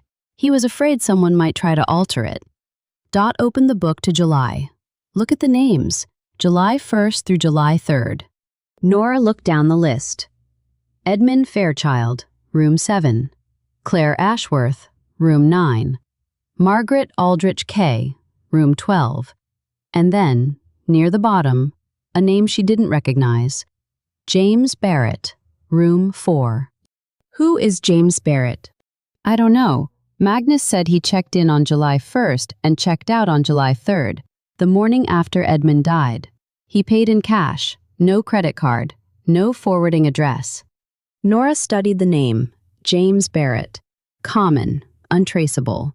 Did Magnus see him? He said he was a middle-aged man, average height, average build, brown hair. The kind of person you forget 5 minutes after you meet him. Dot closed the register. He could be anyone. He could be no one. But he was there. Nora, in the same inn as Edmund, Claire, and Margaret, and he left the morning after Edmund died. Did Magnus report him? He didn't think to. The man seemed harmless. He kept to himself, ate his meals in his room, paid his bill without complaint. Dot shook her head. It was only after I asked about the register that Magnus remembered him. By then, he was gone. Nora wrote down the name, James Barrett, a ghost. Thank you, Dot. I'm not finished. Dot pulled another document from the box. This is a copy of the accident report from Margaret Aldrich Kay's crash in 2015. Edmund Fairchild was a witness, but he wasn't the only one. She slid the paper across the table. Nora read it. Witnesses: Edmund Fairchild, Boston, Massachusetts. Claire Ashworth, Boston, Massachusetts. Vincent DiMaggio, Boston, Massachusetts. Nora looked up. DiMaggio was there. He was driving the car behind Margaret's. He saw the whole thing. His statement to the police was brief. He said Margaret swerved, lost control, hit the other vehicle. But he refused to testify in court. No reason given. Dot tapped the paper. 3 people who would later intersect in Stillwater Cove: Edmund, Claire, and DiMaggio. 2 of them are dead. 1 of them is running. And Margaret. Margaret was convicted based largely on Edmund's testimony. She lost her license, her reputation, her place in society. She blamed Edmund, but she also blamed Claire, who had been in the car with her that night and who had refused to testify at all. Nora sat back. The pieces were moving, rearranging themselves into a shape she didn't yet recognize. A car crash, a dead gangster, a dead historian, a woman who ran. Where is Claire now? She called me an hour ago. She said she would meet you here at 11 tomorrow morning. She sounded scared. Nora, more scared than someone with nothing to hide should sound. Nora stood up. I'll be here. I know you will. Dot began gathering the documents, placing them back in the box with care. Be careful. The person who killed Edmund Fairchild is still out there, and they've already shown that they're willing to do whatever it takes to protect their secrets. The cottage was dark when Nora got home. The power still on, but the lights dim. The storm clouds blocking the last of the twilight. Beckett was on the couch, his usual spot, his usual indifference. He did not get up when she walked in. He simply opened one eye, judged her, and went back to sleep. Nora stood in the kitchen for a long moment, looking out the window at the garden. The tomatoes were still wilting, the soil cracked and dry. She should water them. She would water them. Later. She sat down on the couch beside Beckett and put her feet on the coffee table. The cat did not move. Neither did she. The silence in the cottage was deep and complete. No traffic, no voices, no radio. Just the occasional creak of the old house settling and the distant sound of the harbor. A soft, rhythmic hush that had been there for 100 years and would be there for 100 more. Nora closed her eyes. She thought about James Barrett, the man who didn't exist, a name chosen at random, a face designed to be forgotten. He had been at the inn on the night Edmund died. He had left the next morning, and no one knew where he had gone. She thought about Vincent DiMaggio, dead in an alley in Boston, his killer never found. She had been there. She had seen the photographs. She had read the reports. She had been told to stop asking questions, and she had stopped. She thought about Margaret Aldrich Kay, who had lost everything because Edmund Fairchild told the truth about her, who had been in Stillwater Cove the week before Edmund died, who had left town before it happened. And she thought about Claire Ashworth, who had been in the car that night, who had refused to testify, who had spent 20 years running from something, and who was coming back tomorrow to tell her everything. The cat shifted on her lap. Nora opened her eyes. "What do you think, Beckett?" The cat flicked an ear. That was all. She sat in the dark and listened to the harbor and let her mind go quiet. The case would still be there in the morning. The questions would still need answers. But for now, for this one small moment, she was just a woman in a cottage with her cat, and the world outside was still and dark and full of possibilities she could not yet name. The storm had passed. The heat had broken. The truth was coming. She closed her eyes again, and this time, she slept. Chapter 8. The Things He Found. The rain returned before dawn, a steady gray curtain that turned the streets to mirrors and the harbor into a sheet of hammered pewter. Nora arrived at the library at 10:30, 15 minutes early, and found the lights already on and the door unlocked. Dot Fenwick was at her desk, as she always was, a cup of tea steaming at her elbow and a folder in front of her. "She's not here yet," Dot said without looking up. "I made tea." Nora poured a cup and sat in the chair across from the desk. The library was cold, the air conditioning struggling against the damp, the windows fogged with condensation. Outside, the rain fell in straight lines, hard and steady, washing the town clean. They sat in silence for 20 minutes. Dot worked on her catalog cards. Nora watched the door.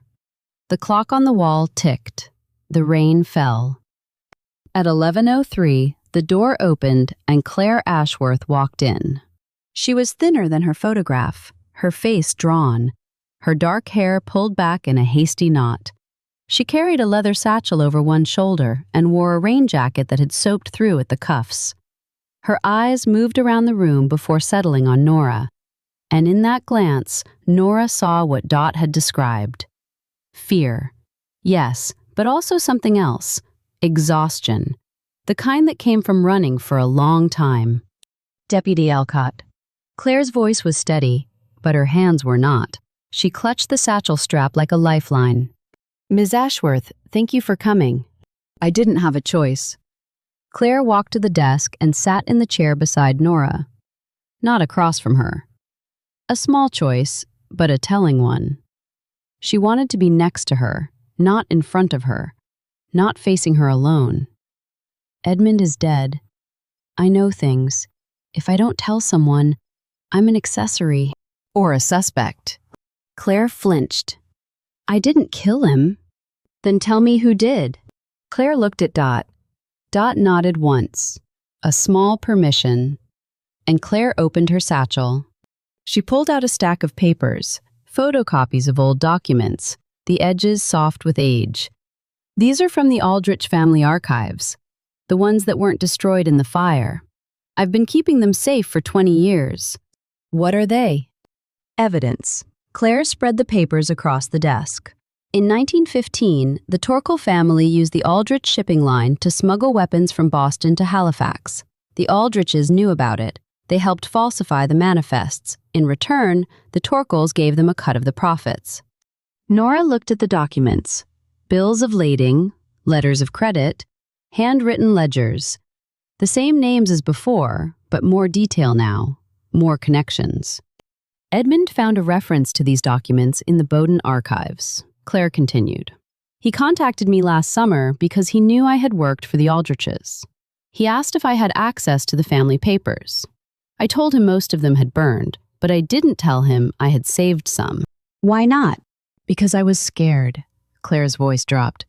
The Aldriches are powerful people, Deputy. They have connections. When the fire happened in '98, I was the one who found it. I was the one who called 911.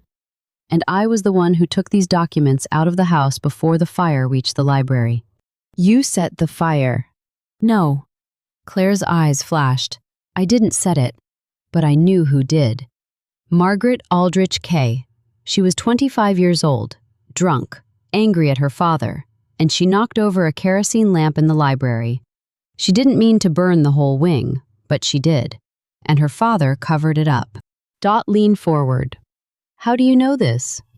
Because I was there. I saw her do it. And then I helped her lie about it. Claire's voice was barely a whisper. She said if I kept quiet, she would pay for my graduate school. She would give me access to the archives for my research. She would make sure I never wanted for anything. And you agreed. I was 21 years old. My parents were dead. I had no money, no family, no future. Claire wiped her eyes with the back of her hand. Yes, I agreed, and I've been paying for it ever since. Nora let the silence stretch. The rain filled the space between them, a soft white noise that made the library feel smaller, more intimate. What does this have to do with Edmund's death? Everything. Claire took a breath. Edmund found out about the fire. He found out about Margaret's role in it. He was going to publish it in his book. Not just the smuggling, but the cover-up, the lies, the way the Aldriches had used their money to protect their daughter for 20 years. Margaret was at the inn on July 1st. She had dinner with you and Edmund. Yes, Edmund showed her the documents he had found. He gave her one last chance to come clean publicly before the book came out. She refused. Claire's hands shook. She said she would rather die than let the world know what she had done. And then she left. She left town the next morning. That's what Magnus said, but I don't believe it. Claire met Nora's eyes. I think she came back. I think she was on the bluff on Tuesday night. I think she pushed Edmund because he wouldn't let the past stay buried. Nora sat back. The chair creaked. The rain fell. Do you have any proof? No, but I know Margaret. She's capable of terrible things when she's cornered. Claire began gathering the documents. I've spent 20 years protecting her. I'm done. The rain had lightened to a drizzle by the time Nora left the library. Claire had given her the documents and a written statement, then driven away toward Boston, promising to return if needed. Nora watched her car disappear down Main Street, then walked to the Seabird Inn. Magnus was at the front desk as always. He looked up when she came in, and something in his expression told her he already knew why she was there. Deputy. Magnus, I need to ask you again about Margaret Aldrich Kay. He set down his pen. I told you. She checked out on July 2nd. Are you absolutely certain? I saw her drive away myself. I waved to her. He paused. But I didn't see her get on the highway. I assumed she was going back to Boston. What if she didn't? Magnus was quiet for a long moment. Then he walked to the register and opened it to the page for July. The inn has a back entrance, he said slowly, a door that leads to the fire escape. Guests can come and go without being seen at the front desk. Did Margaret know about it? Everyone knows about it. It's not a secret. He looked up at her. If she wanted to come back without my knowledge, she could have. Nora wrote it down. Did you see anyone else on the night Edmund died? Anyone unusual? Magnus thought for a moment. There was a man, James Barrett. He checked in on July 1st and checked out on July 3rd. Average height, brown hair, forgettable face. He paid in cash. Did you see him on Tuesday night? I saw him leave the inn around 7:30. He said he was going for a walk. I didn't see him again until the next morning. Nora closed her notebook. Thank you, Magnus. She walked to the door, then stopped. One more thing. The name DiMaggio. You said he tried to extort you after your father died. Magnus's face went pale. Yes. Did Edmund know about that? I don't know, but if he did, he never mentioned it. Nora nodded and walked out into the rain. The rest of the day was a blur of phone calls and paperwork. Nora called the Boston Police Department and asked about Vincent DiMaggio's murder. The officer who answered was polite but unhelpful. The case was cold. The file was closed. No new information was available. She called the Portland courthouse and asked about Margaret Aldridge Kay's accident. The clerk put her on hold for 20 minutes before returning with a copy of the original witness list. Edmund Fairchild, Claire Ashworth, Vincent DiMaggio. 3 names, 2 dead, 1 running. She called Margaret's last known number in Boston. The line had been disconnected. By 6 o'clock, Nora had a headache and a stack of notes that told her everything and nothing. She knew that Edmund had been killed because he found something someone wanted hidden. She knew that the Torkels had been smuggling weapons in 1915. She knew that the Aldriches had covered up a fire in 1998. She knew that Vincent DiMaggio had been connected to both families, and that he had died in an alley in Boston, and that his killer had never been found. She did not know who had pushed Edmund Fairchild off the bluff. She drove home in the rain, the windshield wipers keeping time with her thoughts. Beckett was on the kitchen table, as always, a gray lump of indifference. He did not look up when she walked in. Nora stood at the sink and looked out at the garden. The rain had finally watered the tomatoes. They would survive after all. She thought about Margaret Aldrich Kay, rich and protected, capable of terrible things when cornered. She thought about Claire Ashworth, broke and scared, running for 20 years from a lie she had helped tell. She thought about Magnus Torkel, formal and controlled, hiding his family's secrets behind a well-polished facade. And she thought about James Barrett, the man who didn't exist, who had been at the inn on the night Edmund died, who had paid in cash and left no trace. Someone in Stillwater Cove had killed a historian to keep the past buried. Tomorrow, she would find out who. Tonight, she would sit in the dark with her cat and let the rain wash the day away. The truth was close. She could feel it, just out of reach, like a word on the tip of her tongue. It would come. It always did. Chapter 9. Certainty. The power went out at 2 in the morning. Nora woke to silence. No hum of the refrigerator, no glow of the clock on the nightstand, no distant whine of the neighbor's air conditioner. Just the dark and the rain and the slow realization that the storm had finally arrived in earnest. She lay still for a moment, listening. The wind had picked up, rattling the windows in their frames, pushing gusts of damp air through the cracks in the old cottage. Beckett was a warm weight at her feet, undisturbed by the change in atmosphere. Cats, she thought, were better at accepting the unavoidable than people. She got up and felt her way to the kitchen. The flashlight was in the drawer by the sink, where it always was.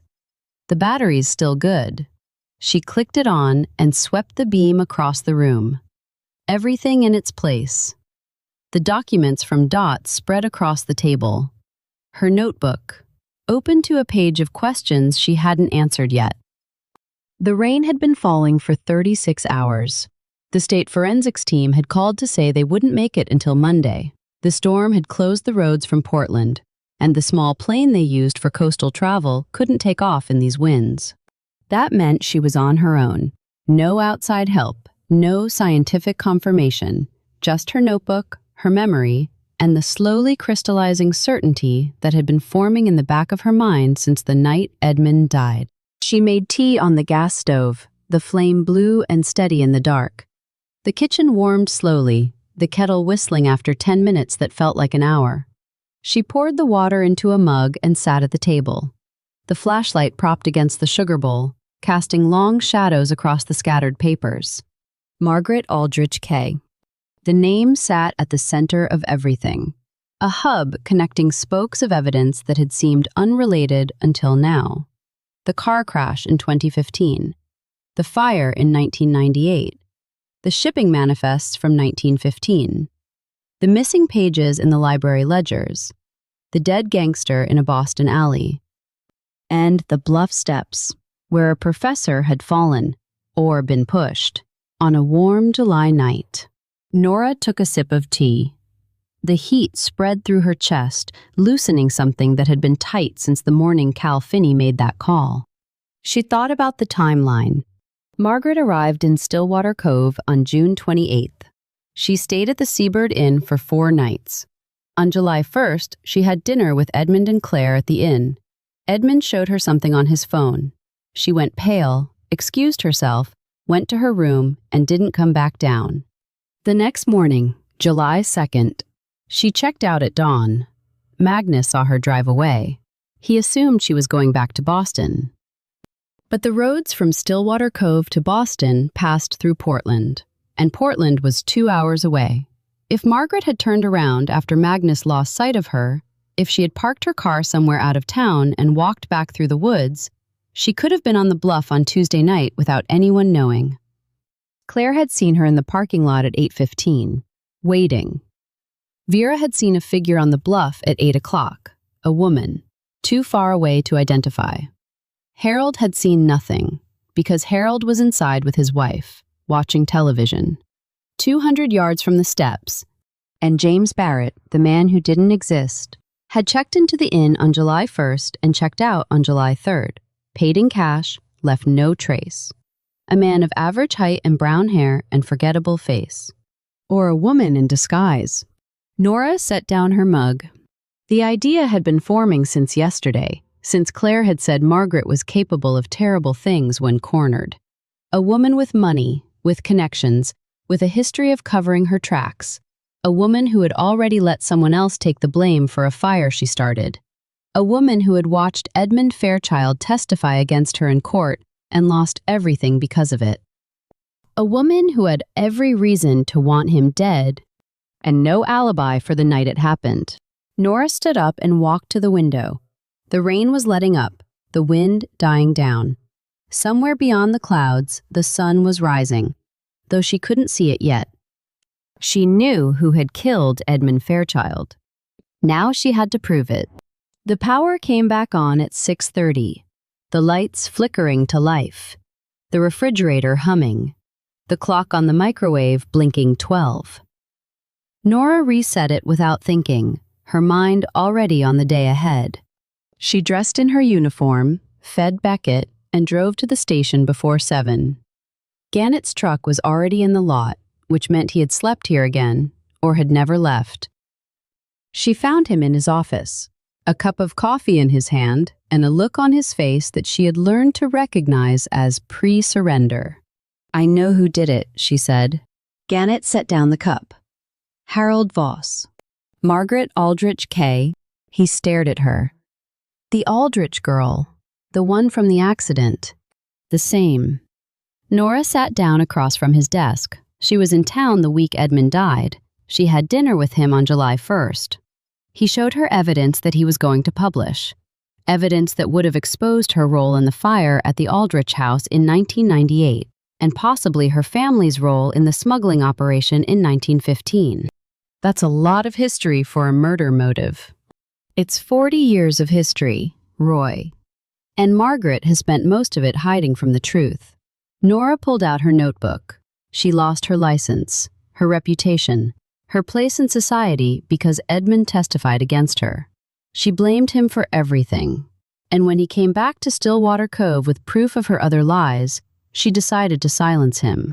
Gannett rubbed his face. "Do you have evidence?" "Not yet, but I know how to get it."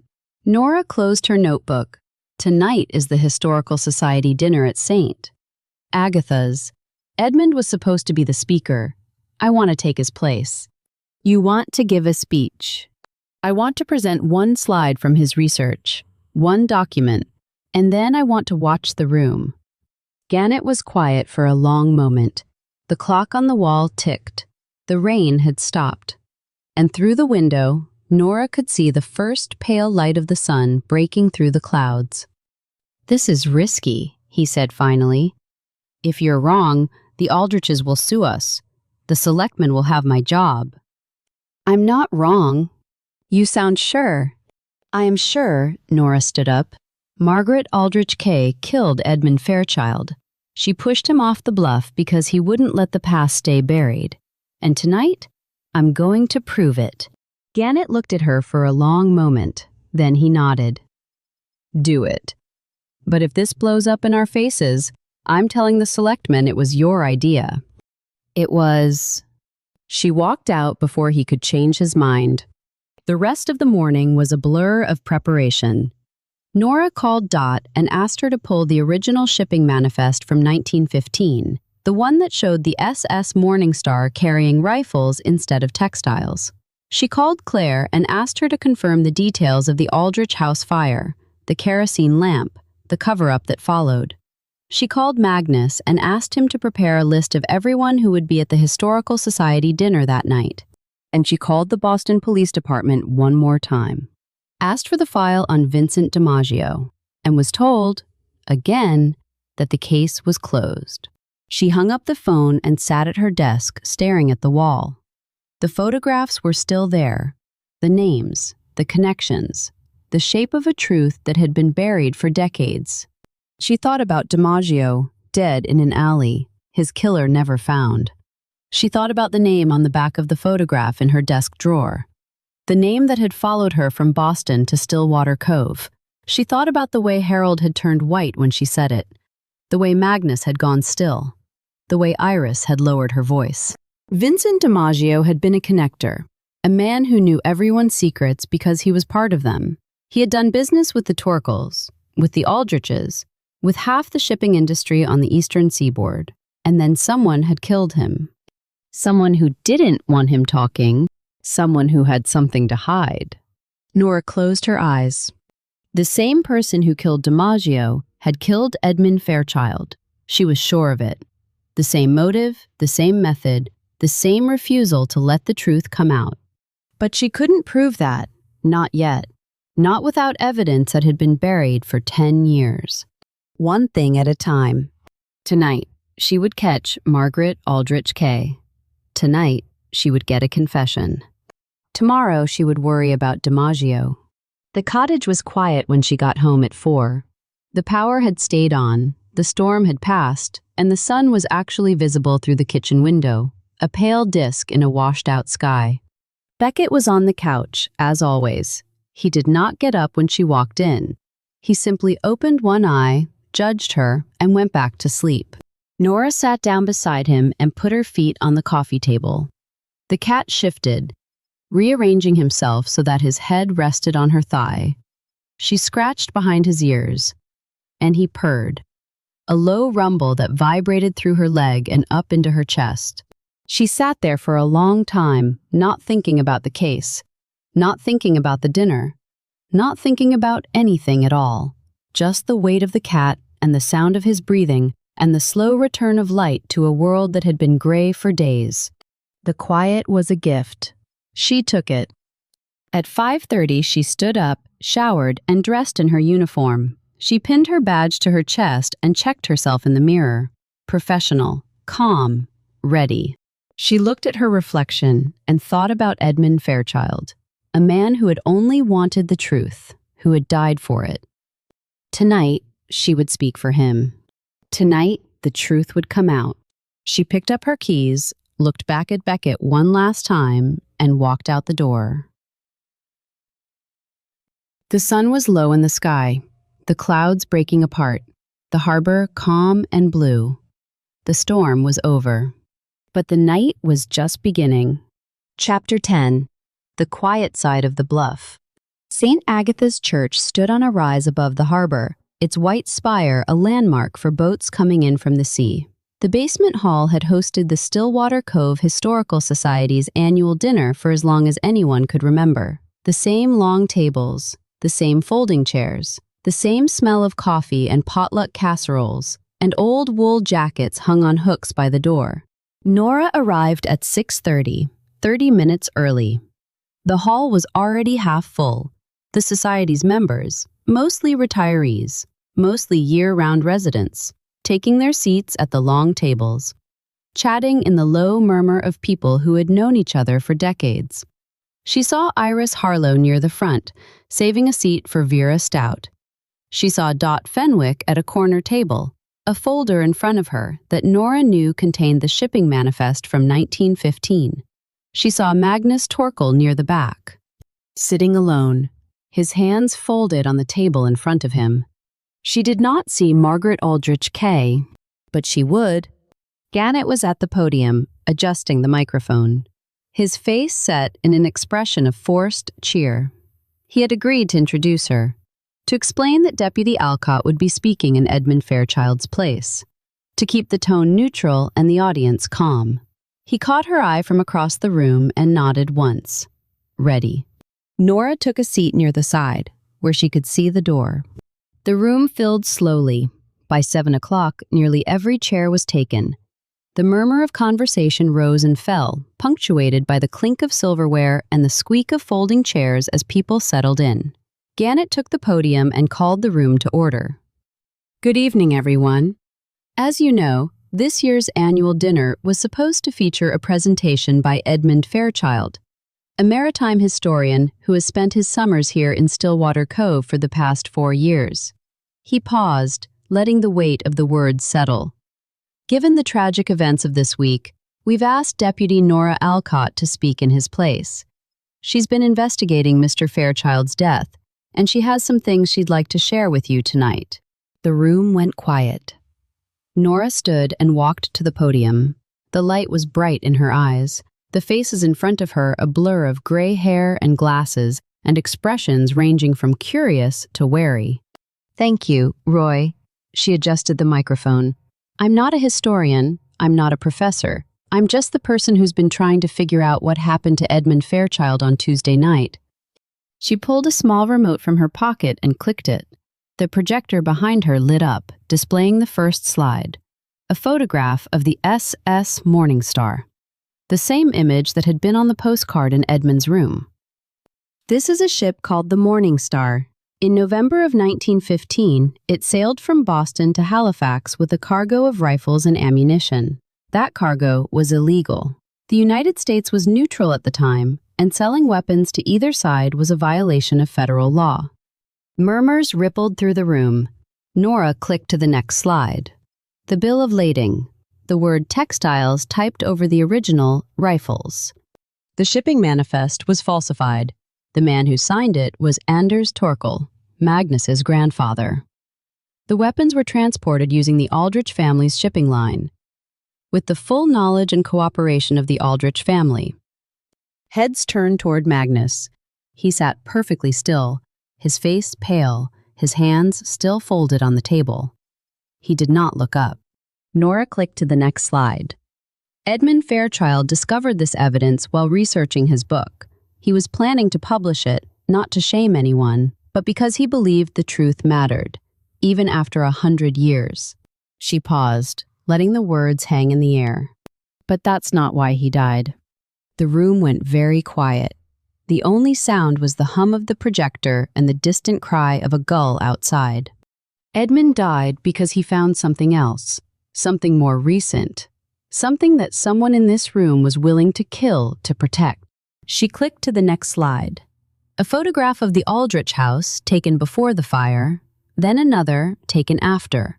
The library wing a blackened shell, the windows shattered, the stone walls streaked with soot. In 1998, there was a fire at the Aldrich house. The official cause was faulty wiring, but the real cause was a kerosene lamp knocked over by a young woman who had been drinking. That woman was Margaret Aldrich Kay. The murmurs started again, louder this time. Nora clicked to the next slide. A copy of the accident report from 2015, Edmund Fairchild's name circled in red. Margaret Aldrich Kay has a history of destroying things to protect herself. In 1998, she destroyed her family's library to hide evidence of her family's involvement in the smuggling operation. In 2015, she drove drunk and killed a man, and Edmund Fairchild testified against her in court. She looked up from the screen and scanned the room. And last week, When Edmund came back to Stillwater Cove with proof of both crimes, she came back too. The door at the back of the hall opened. Nora looked up. Margaret Aldrich Kay stood in the doorway, her face white, her hands trembling at her sides. She was wearing a black dress, as if she had come to a funeral, and her eyes were fixed on Nora with an expression that was half fear and half rage. "You have no right," Margaret said. Her voice carried through the silent room. "You have no idea what you're talking about." "Then sit down," Nora said, "and tell me what really happened." Margaret did not move. The room watched her. Iris Harlow leaned forward in her seat. Dot Fenwick placed her hand on the folder in front of her. Magnus Torkel finally looked up, his eyes meeting Nora's for a brief moment before shifting to Margaret. "Edmund showed you the evidence on July 1st, Nora continued. "He gave you a chance to come forward voluntarily before his book was published. You refused. You said you would rather die than let the world know what you had done." "That's not—" Margaret stopped. Her voice cracked. "You checked out of the inn the next morning. Magnus saw you drive away. But you didn't go back to Boston, did you? You parked your car on a side road and walked back through the woods. You waited. And on Tuesday night, when Edmund walked back to the inn from the breakwater, you were waiting for him on the bluff." "No." Margaret's voice was barely a whisper. "That's not what happened." "Then tell me what happened." The room was utterly silent. Even the projector had stopped humming, the slide frozen on the screen. A photograph of the bluff steps, the dark shape of the body at the bottom. Margaret took a step forward, then another. Her legs seemed to be moving without her permission, carrying her toward the front of the room, toward the podium, toward Nora. "I didn't mean to push him," she said. The words fell into the silence like stones into still water. "I went there to talk to him, to beg him to stop. I told him I would do anything, pay anything, if he would just leave the past alone."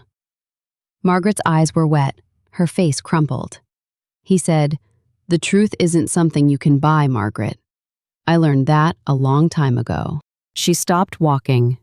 She was 10 feet from the podium, her arms wrapped around herself as if she were cold. I grabbed his arm. He pulled away. He was standing too close to the edge. Her voice broke. "I didn't mean to. I just wanted him to listen." And then he was falling, and I couldn't stop it, and I ran. Nora let the silence stretch.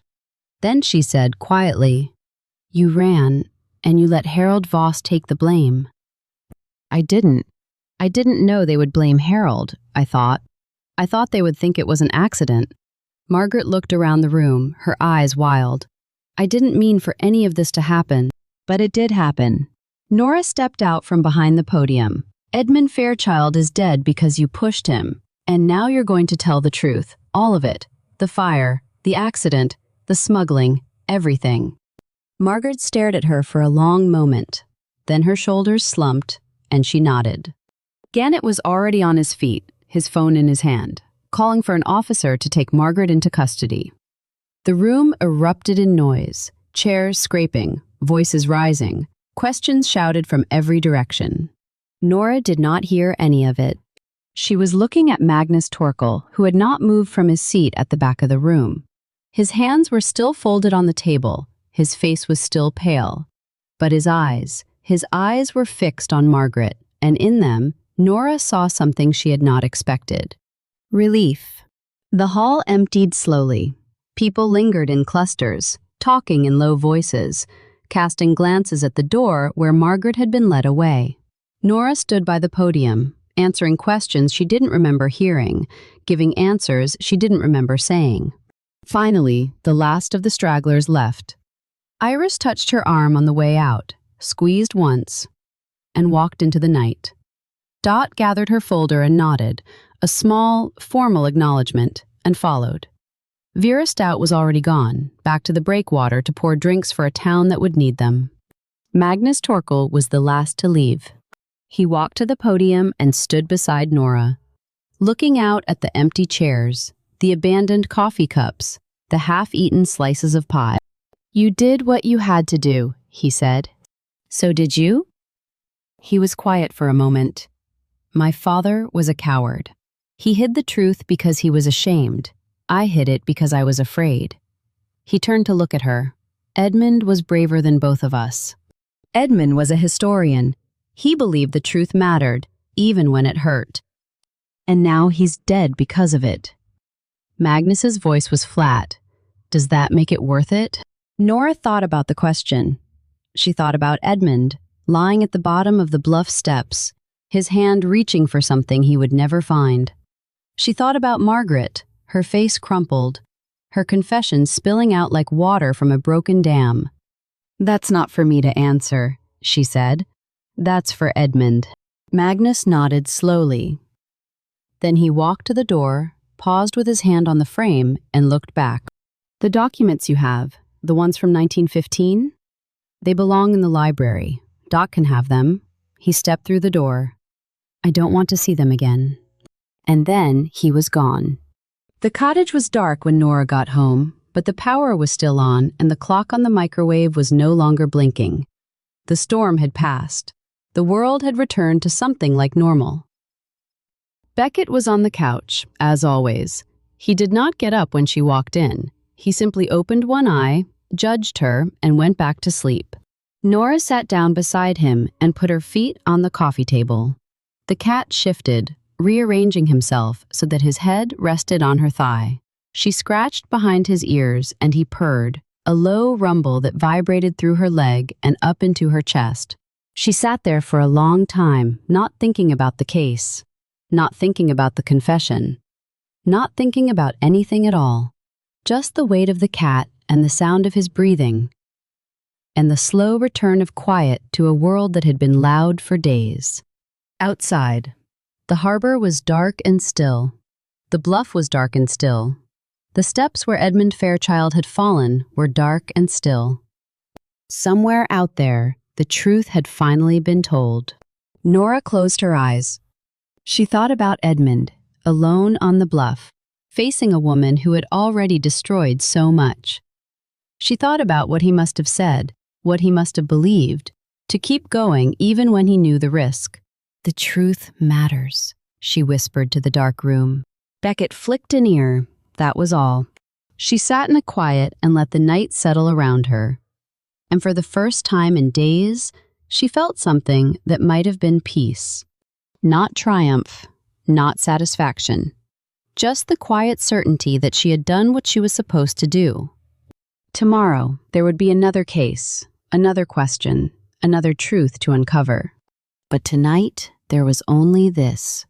The cat, the cottage, the dark, and the quiet side of the bluff, holding all the secrets that had finally been set free. That's all from Stillwater Cove for tonight. Nora will be back soon. Until then, stay curious and stay warm.